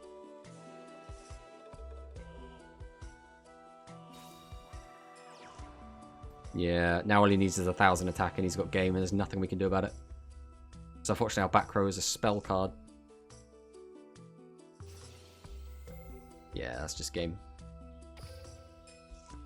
Big oof, but again, there's nothing... So, what we should have done was attack the Masaki with our Masaki, then if... That way we get to end with an extra 17, and that 17 is enough to just let us live. It's not enough to let us just, like, automatically win. If we do get another turn, we are in a pretty good position to win. Unfortunately, as well, he never went on the defensive, because he always had a proactive move to make, which meant our Pierce was completely dead the entire game. We might as well have just had 1 card less. I suppose that's the double-edged blade of Pierce, right? Sometimes it wins you the game, sometimes it is completely dead and doesn't do anything. Oh, this is a hand, isn't it? Not a bad hand.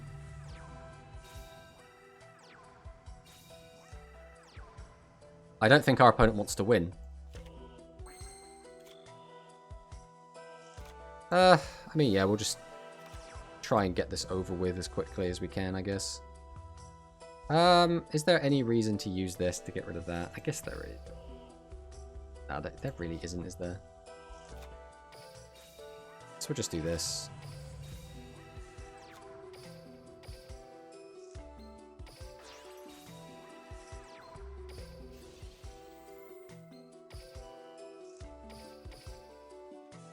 Now, what is the reason behind doing this? Like, I can't imagine you get anything for doing it.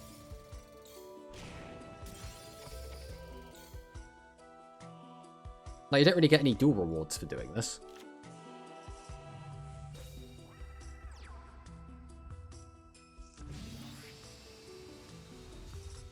Event material.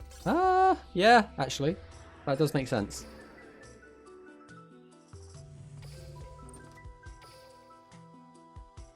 I keep forgetting there's an event on. Well, I suppose there's always an event on.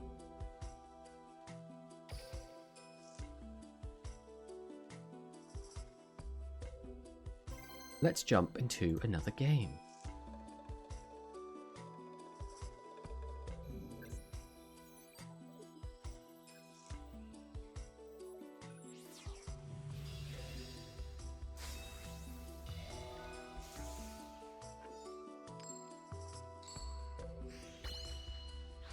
Alright, win streak 3 on Roman. Is this actually going to be Psychics? Ugh, I mean... Guys, we're on a 2-win streak. Totally earned and deserved. Definitely no way any of this was rigged. That was not a paid actor.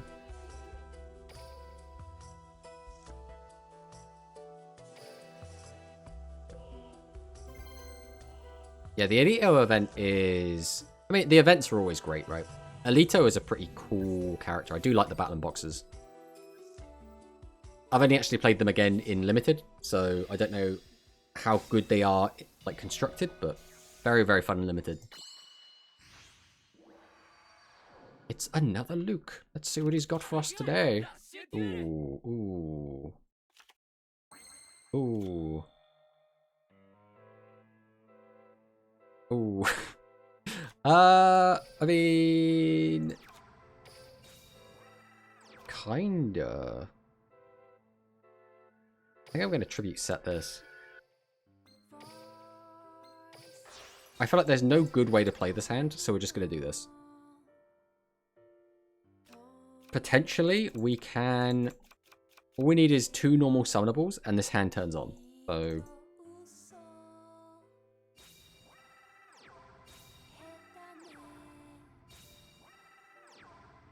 This is a pass. Man, if only we had Pierce right now.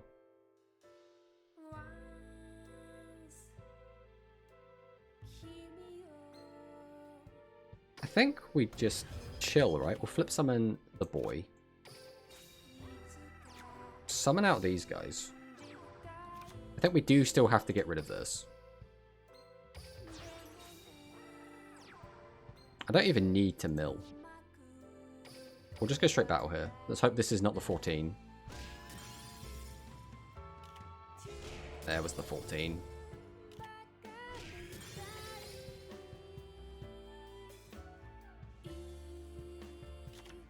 Alright, let's see what he's got for us.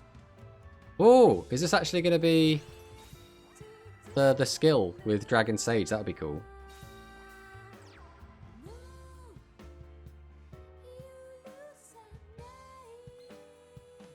Unfortunately, 700 is exactly what he needs to attack cleanly over 7-0 Magician, which is a little bit annoying.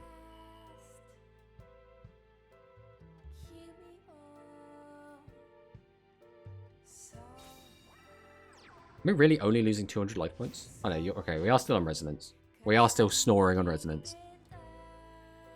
Why did you boost? I guess it doesn't make any difference, really. You could have attacked over all of them either way.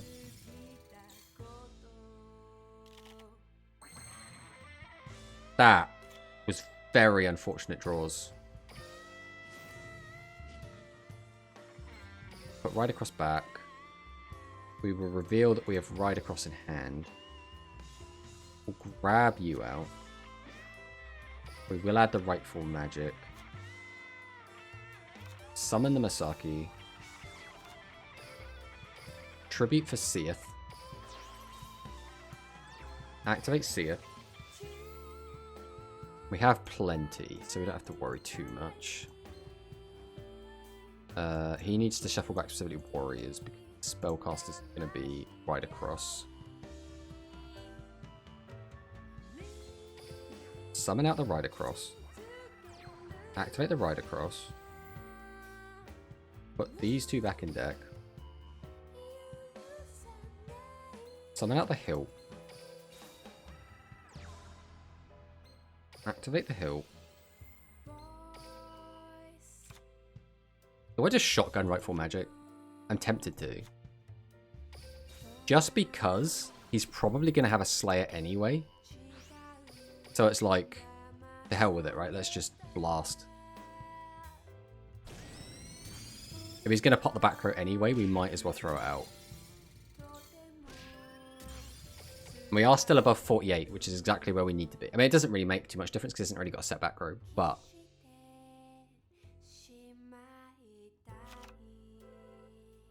Now, this is not a bad hand. What have you done, sir? I mean, I have lethal on board, right? Yeah, we'll just... swing.